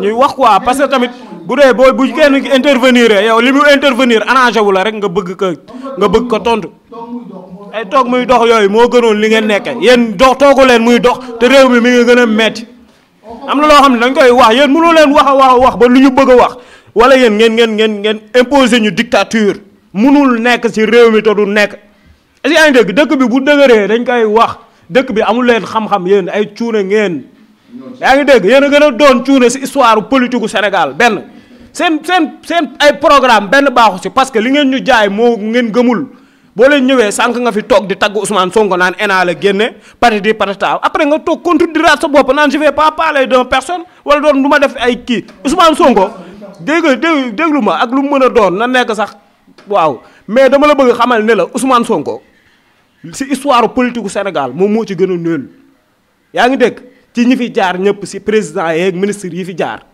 yaa ngi dégg muy commencé par Senghor Abdou Diouf Ablaye Wade ba Macky Sall yaa ngi dégg moom benn simple kii la woon superviseur des impôts et domaines yaa ngi dégg ñee ay technocrate la ñu woon ku si mel ne ay Macky Sall ay Ablaye Wade Maître Wade ñu am xam-xam Sénégal dafa dépassé niveau Ousmane Sonko yaa ngi dégg ak ñi muy àndal parce que man je vous considère comme des moutons yéen ñi muy àndal parce que yéen jéemu leen xool le pourquoi wala lii est-ce que dina baax wala du baax yéen pour man Ousmane Sonko danaan weex na ngeen ni tàll comme lu muy def tax boo fi ñëwee teg plan de redressement ni yow tiktokers yi dañuy fay taxe influenceurs yi dañuy fay taxe yaa ngi dégg yaa ngi teg taxe ba teg taxe ménagère yi maanaam yéen amu leen loo xamante ni seen plan de redressement boobu ngeen doon ñoŋal teg ngeen ci lu leer loo xamante ni tey mën nañu am yaakaar ni fii ak 5 ans wala fii ak 10 ans Sénégal dina développé. est-ce que yaa ngi dégg mais yéen seen non man waxuma ak yow man je parle de ton président man sa président laay waxal mooy le fait que mu génn wax lii ak lii point yii la teg redressé réew mi xam nga yow li nga bëgg a def man je te comprends peut-être tu veux des postes wala je sais pas donc moo la tax tey yow ngay tourner le dos askan bi pour défendre parti bi nga bokk pour peut-être ñu ràññee la. récompenser la comme ni ñu def ak kooku noonu kooku Badara Gadiaga laminé woon fee à la TFM kii lu mu tudd Amadou Ba yaa ngi dégg genre affaire yooyu yéen si loolu ngeen nekk yaa ngi dégg non peut-être si loolu la nekk yaa ngi dégg xaw ma nag lu mu mënawul mais daal li ma mën a leer ba leer mooy ñun nekkuñu fi di défendre benn pouvoir ñu dañ fi nekk pour sénégalais yi bu fi keneen toogoon tamit di doxal neneen dul noonu dañuy taxaw wax leen ni leen li ngeen di diggoon sénégalais yi def leen ko maanaam ñoom ba ci voté loi kese mënuñu ko. allez même 2 minutes 22 heures passé de 36 minutes fii ci fii ci Télé Ndar di fàttali bu baax ni yéen a ngi suivre seen émission géopolitique waxoon naa ni situation Saint-Louis bëggoon naa bu baax ñu dugg ci ba ci biis ci wàllu inondation yi ci wàllu yu bare ci ay kilifa yoo xam ni ñoo ngi tey am nañu ndombal tànk au niveau de Saint-Louis tey ñu gis ni ku mel ni Déthié Fall ku mel ni Cheikh Bamba Dièye ak ñeneen ak ñeneen ñoo xam ni tey jox na leen ay ndombal tànk tey te Ndar li mu laaj pour développer ko fu mu toll nii dafa bari parce que ci ñu bari ci parti bi ci li nga xam pouvoir bi fi jógee tey ñu bari ñu ngi wax ni booboog léegi bi ñu toogee defuñu dara Ndar dégg nga ko ñu bari nga koy wax waaye ñu bari tamit nee nañu carrément ni Mansour Faye def na fi ay liggéey yu am solo muy Ndar seet wecc ak yeneen ak yeneen donc loolu tamit bëggoon nañu ci xóot gën ci dugg ba ci biir mu mel ni waxtu bi daf ñuy tënk waaye loolu tamit damay bàyyi ñoom fi muy ci njeexantal gi fi Sayer laay jox mu tàggatoo bu ko neexee nag mën na ci def benn sànni bu gaaw rapidement rek nga xamante ni mën nga jaar noonu tàggoo xam nga mën nga fi si jaar bu ko defee yow ñu mën na leen chim ñu may ko mu tàggoo rek waaw ñu may ko ñu may la nga tàggoo rapidement mu mel ni yow tamit aussi am na lu ma fàtte wax mooy ma ne maanaam malgré Pastef topp nga ko liggéeyal kër liggéey bu am solo un jeune engagé très pertinent ci cay góorgóorlu si sa lépp mais mu mel ni nag sàcc naa ci yow bay waxoo ma mais man xam naa ko mu mel ni gisagoo sa bopp ci mbir mi donte nag tu es objectif yaa ngi topp mbir mi yëpp mais kenn falagu la dara kenn defagu la dara te sa quartier yaa ngi fay def liggéey bu am solo. waaw merci Lamine je pense que loolu dina la intéresser mais mooy li ma la wax rek man je ne vais jamais tirer pour le moment sur qui que ce soit sur Ousmane Sonko ou Diomaye parce que mooy li ma la wax ñoom dañu nekk ci yoon sénégalais yi dañ leen yónni yàkkamti leen. bi ñu fi toogee ba léegi 18 mois lañ fi def ñi ngi remuer ciel et terre pour fexe dëkk bi ñu redressé ko parce que fi ñu ko fekk 4e sous-sol da nga ko fekk ñi ngi doxal nit ñi ñi ngi xëy salaire yi ñi ngi leen di fay y a pas de problème kenn barricadewul kenn jàmm ak salaam moo am élèves yi ñi ngi jàngi école alors que il fut un temps où loolu ce n'était pas possible maintenant Ousmane Sonko ak Diomaye mooy li may wax tout le temps Ousmane Sonko ak Diomaye duñu kenn ci parti bi duñu kenn ci parti bi mën nañu mën leen jéem a roy ci seen jub mën nañ leen jéem a roy ci seen mbaax li ma soxal ba soxal ma à Saint-Louis xam nga mooy lan. man postu farage ñeenteelu ma. ah bon. ndax lan maa ngi sant alhamdulilahi rabbil alamin man je suis un enseignant li ma yor de bëriwul. waaye je pense que je suis un fonctionnaire de hiérarchie A1. mais dégg naa da ngay wutu maire Ndar xam naa da nga ko waxul mais mën nga ko wax fii si direct si Télé Ndar da ngay wutu non bul sàcc film bi waaw mais yaa ngi sant yàlla mais bul sàcc film bi neel damay neel da ngay wutu maire Ndar rek. waaye nag wax ko fii gars yi dégg la. waaye nag Ndar président de la République Bassirou Diomaye Diakhar Faye dafa am ñu fi nommé. mu am ci ñoom yaakaar. ñun li ñuy wax démb ak bërki démb la ñuy wax. nañu renforcer ñi nekk ci parti bi. au Sénégal mais à Saint-Louis. parce que parti état boobu noonu lu ñu gëm la. on gouverne avec ces hommes donte am na ñun fi jotagum teg ñun fi teg ku waxal yàlla am na ñuy góorgóorlu. am na ñoo xam doole woo ba lu ñuy góorgóorlu mais am na ñoo xam doole woo ba lu am na ñu góorgóorlu wul. voilà c'est ça ah faut dire ça. ñu nag doy na borom xel. ku def di nga dégg. ñuy remercier de passage Mame Diarra Sow. parce que nee naa lépp li nga xamante ni bi ñu ko nommé ba léegi ñun jëmmam intéressé wuñu mosuñu toog ak moom ni ko jox ñu quoi que ce soit si ce n'est pour aider les populations. gis nañu mu indi ay moto pompe. gis na ni mi ngi indi ay cahier di ko jox xale yi ak leneen ak leneen ak leneen. Babacar Diop mi ngi def mais Babacar Diop li ngay def des na. parce que tey CROUS ku ko xam ni benn niche la bi nga xamante ni lépp luy wàllu emploi des jeunes à Saint-Louis da ci war a participer très largement yaa ngi jël nag dégg nañu yaa ngi jël Gandiol dégg nañu am nga ñoo jël Ndar. mais loo mënoon benn na nga ko def fukk. ñin liñ lay laaju ñu la li nga xamante ni yaa ko moomal sa bopp. lu ñëpp xeex nan lay laaj parce que projet bii ñëpp a xeex ba toll fii te Ousmane Sonko loolu la wax ñin li ñuy wax Ousmane Sonko moo ko wax nee na wàcc leen ci base bi nee na il faut être proche des populations kon képp ki nga xamante ni da ngay embourgeoisé wu kooku ça n'engage que toi ñin jamais au grand jamais ñu maral qui que ce soit. ñin dañu gëm suñu bopp du ñu mës a tresser les lauriers à qui que ce soit. dañuy ànd ci ngor ànd ci dignité di wax le coordonnateur Modou Mbène Gueye. humainement parlant kenn gënu la ku la woo di nga ko décrocher lu baax rek ngay wax mais politiquement gënal góorgóorlu. gënal góorgóorlu gënal jege les populations biñ la nommé ba léegi gisuñu la dégguñu la. yaa ngi fi nga nekk wàccaatal ci population bi même boo amul tu as des relations fais en sorte que population saint-louisienne yi bénéficier wu ci gouvernement bi. li nga xamante ni dañ ko doon yalliwaa nii tey am nañ ko ñoo nekk ci régime bi. nañu fexe ba effectivement cette jeunesse. qui s'était engagée cette jeunesse qui a fait en sorte que Macky Sall dem yoonam. que jeunesse bii nii ñu casé leen. waxuma ko bokk Pastef waxuma ko bokk feneen. effectivement je parle de tous les jeunes yi nga xamante ni soxla nañu liggéey soxla nañu emploi soxla nañu employabilité. donc Ousmane Sonko gis nañu ñi ngi fi teg ñenn ñi ñi ngi góorgóorlu ñenn ñi ça laisse à désirer mais li nga waxoon man ci laa nekk parce que yow yaa ni woon Pastef moo war a opposé wu Pastef li may wax nii du ma xaar sama co-débatteur Alain di ko wax man maa koy wax parce que je fais partie de cette opposition au sein de Pastef bi nga xamante ni li ko ñor rek mooy affaire yi avancé kon ñi nga xamante ni nommé nañ leen nañu góorgóorluwaat ñu xam ne li leen jox li leen nit ñi di laaju ñu leen ko parce que ñoom la dañ leen ko laaj parce que dañ leen dénk alalu askan wi. très bien merci beaucoup maintenant wax nga léegi ci mairie de Saint-Louis.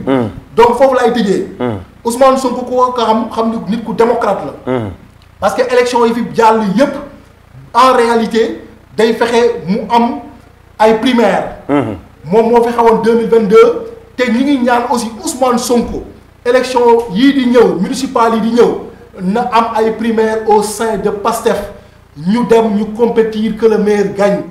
ñu ngi lay ñaan bu ñu choisiral maire parce que choisiral ñu maire moom mooy li ñu dal ci Mansour Faye nit ki nga xamante ni avant muy falu kenn xamu ko woon ci Ndar bi mu fi toogee ba léegi réew mi ci disons Ndar ci guute rek la nekk kon ñun Pastef y a de beaux esprits yi nga xamante ni y a des intellectuels y a des cadres yi nga xamante ni tey ils sont susceptibles de briguer la municipalité de Saint-Louis qu'on organise des élections disons des primaires que le maire gagne que Pastef véritablement remporter municipalité bi mu relever défi yi nga xamante ni mi ngi xaar Ndar. mais yow da nga yow da nga bëgg nekk candidat. man dégg naa ko ci Wéwu Mbéy. man je ne veux rien je n'espère rien lépp lu yàlla dogal ci man rek. non mais mën nga ma wax est-ce que da nga bëgg nekk candidat non. non lu baax kenn bëgg ko parce que gouverner c'est servir. lu baax kay bëgg nañ ko. lu baax kenn bañu ko jamais. voilà. gouverner c'est servir. képp ku mën a toog à la tête de la municipalité na fi toogal ndar yi parce que Ndar a besoin. mais yow ku la jiite bu la Pastef jiite loolu mën nga dem. dama ni la ji nga les 4000 cadres dont on parle de Pastef. non ba tey Sayer wax ji da nga ko ragal. xam nga li nga bëgg la mooy man ma nekk maire non Sayer waxal wax ji est-ce que Pastef bu la jiite loolu di nga dem. ñin ku ñu xam ak suñu ay compétences man dama ni la maire tuuti na si ñin ku ñu jox portefeuille ministériel ñu doxal ko ku ñu jox direction ñu doxal ka. yow on a les compétences. kon yow mën nga daw doxal Ndar. dama ni la mën nga doxal Ndar. dama ni la Ousmane Sonko. bu ñu àndoon ñu organiser des primaires. xaw ma damay candidaté wala du ma candidaté su ma candidaté woon ba Pastefien yi. jiital ma bul ma joxalee bul ma joxee ma doxal ka parce que xam naa ni mën naa ko attan naa ko lu dul maire yi sax mën naa ko téye. merci beaucoup jërëjëf. Alain dégg nga bu baax tàggatoo bu am solo bi nga xam Saer def na ko maanaam woo na gars yi ci base bi vraiment mu nekk débat bu am solo wax na tamit wax ju am solo surtout ci kàddu yu mujj yi nga xamante ni moom la wax. aajoowul tamit ku bokk Pastef ku bokkul Pastef c'est-à-dire bokkal Saint-Louis ñu àndandoo defar Ndar muy ay kàddu yu am solo. lan ngay tàggatoo ci li nga xam kàddu yi ñuy rafetlu la premièrement. donc wax na wax joo xamante ni. tu acceptes que je suis objectif. non kàddu yi nga wax laa wax le fait que parce que ñun Pastef kese falu leen je crois bien que ni bu doon Pastef kese la doo leen falu. donc ku si nekk def nga si contribution am en fait. PDS bien sûr PDS ñëw na ñun différence bi ñu indi woon par rapport ak seen élection si kiiwu Diomaye Faye bi. folum Diomaye Faye bi gis ngeen ko yaa ngi dégg donc ñu am àndoon ba loolu noonu am. mais man li may wax rek mooy damay remercier ñëpp ñi fi nekk. donc di remercier directeur technique bi. xam nga di la remercier yow. Chim. remercier aussi Old di remercier waa Télé Ndar ak ñëpp ñu invité si plateau bi di kontaan bu baax. di xam ne nekkoon na affaire boo xamante émission boo xamante ni bon jàng nañ ci donc wax nañ si suñu ay idée wax nañ si suñu ay. li ñu ko mais yow da ngay présenter maire yi. comprends nga donc man côté maire bi ngay wax noonu man moom xam nga am naa fitu lu nekk waaw te sax daa. non mais Saer moom dafa avoué ni moom ku ko jox lu raw maire yi da koy doxal. kon yow tamit est-ce que bu la joxoon tey PDS jiite la pour nga jiite maire bi est-ce que mën nga dem ak moom. waaw mais xam nga PDS dafa am lu muy doxee quoi. donc ñun dañu am wala nga bàyyi sama grand Djibril Sakho. waaw dañu am secrétaire général dañu am fédération xam nga donc secrétaire général bi mooy candidat bi mooy Djibril Sakho. que je salue de passage ak le président fédération bi Samba Wade. moom xam naa dina ko xam parce que foofu ñoom ñaar ñoo bokk dëkk quoi bien sûr bien sûr. donc ñi ngi wax ni ñun am nañu candidat ci élection municipale yi. te namm nañu. mais est-ce que élection présidentielle yi bu ñëwoon nii am ngeen candidat. non am nañu ñun. kan mooy seen candidat ñu mos a am candidat ñun Karim Wade moom mos a nekk suñu candidat. mais Karim mënu nekk candidat.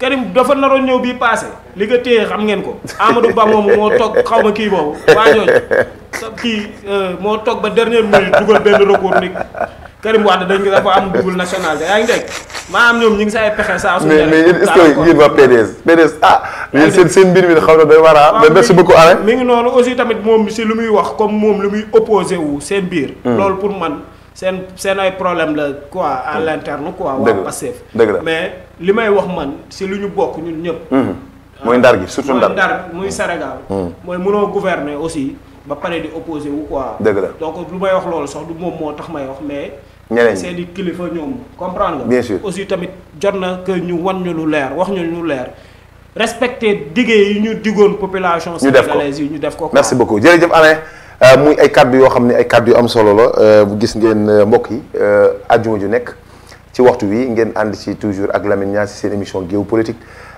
bu ko defee ñuy waxtaanee bu baax a baax li nga xam ne mooy réew mi ak ndar gi nu nekk di sant bu baax DJ Prince moom nekk ci kër gi gis nañ ko bu baax muy teewee émission bi moom ñu ngi koy jaajëfal bu baax a baax Chim moo nekk ci ginnaaw moom ginnaaw gis nga mbir mi nu muy yàññee nii ñu bari di ko xool di ko gis fépp si fu nekk si àdduna bi moom ak Ousseynou vraiment ñoom ñoo ngi def liggéey bu exceptionnel di wax chapeau di nuyu tamit Seydina mi nga xam ni moom it aussi Pastef la bokk waaye nekk tamit xarit ci ki nga xam ne moom mooy Saer moom it muy teew bu baax émission bi ñu ngi koy jaajëfal bu baax di rafetlu teewaayam di jaajëfal l'incontournable Ould waaw moom nag sama waay la sama patron la sama grand la mais moom dafa ma xaw sonal quoi moom ñu ngi koy jaajëfal bu baax ci tamit wax dëgg yàlla ci comme du ma ko waxee rek ubbi bi ak teewlu bi ak góorgóorlu bi tamit di ñaan yàlla mu gën a yaatu bu baax a baax di wax ni mbokk yi gis ngeen li seen émission géopolitique nii lay demee saa su nekk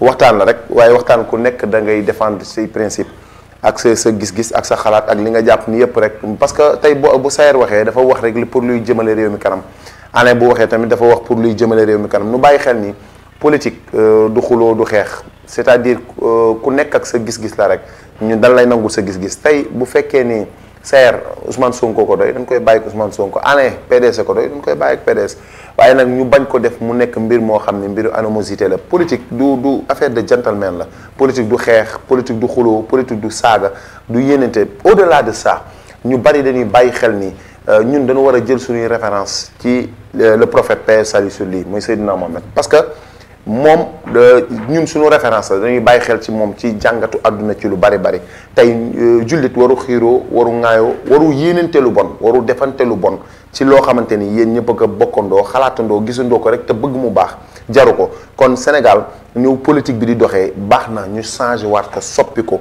gën a xam ni du xuloo du xeex du xiiroo du ŋaayoo du yéenante du bon du waxante lu bon dafa nekk loo xam ne rek kenn ku ci nekk bëgg defar te kenn ku nekk bu bëggee defar da ngay xër jar na la des fois nga wax ci wax ju rafet waaye nag am na ñoo xam ne da leen di jaral des fois ñu wax ci ba di ci jëf ay jëf yoo xam ne ay jëf yu ñaaw ñu koy ñaawlu loolu amul solo li am solo mooy sama dernier kàddu gi mooy di ko wax le président Ousmane Sonko di ko wax président Bassirou Diomaye Faye kenn yéen a ñu jiite te boo leen jiitee day yaatu dënn parce que sénégalais yi yor leen dafa xaw a métti donc boo leen ñu jiitee day baax tey ngeen comprendre day baax ngeen yaatu dënn day baax ngeen di toloore day baax tamit ngeen di njaboote ñëpp moo xam ki bokk Pastef ak ki bokkul Pastef te bu doon sama sago it ñi nga xamante ne tey def nañu caay bi mën na leen féete ginnaaw waaye ngeen xool nu leen ko gën a mën a woyofale ci ñoom ba nu mën a delluwaat seen njaboot ku luuba alalu réew mi baax na tamit ngeen tekk ay caution wala ñuy joxe caution génn mën a continuer waat seen liggéey parce que tëj bi amul benn njariñ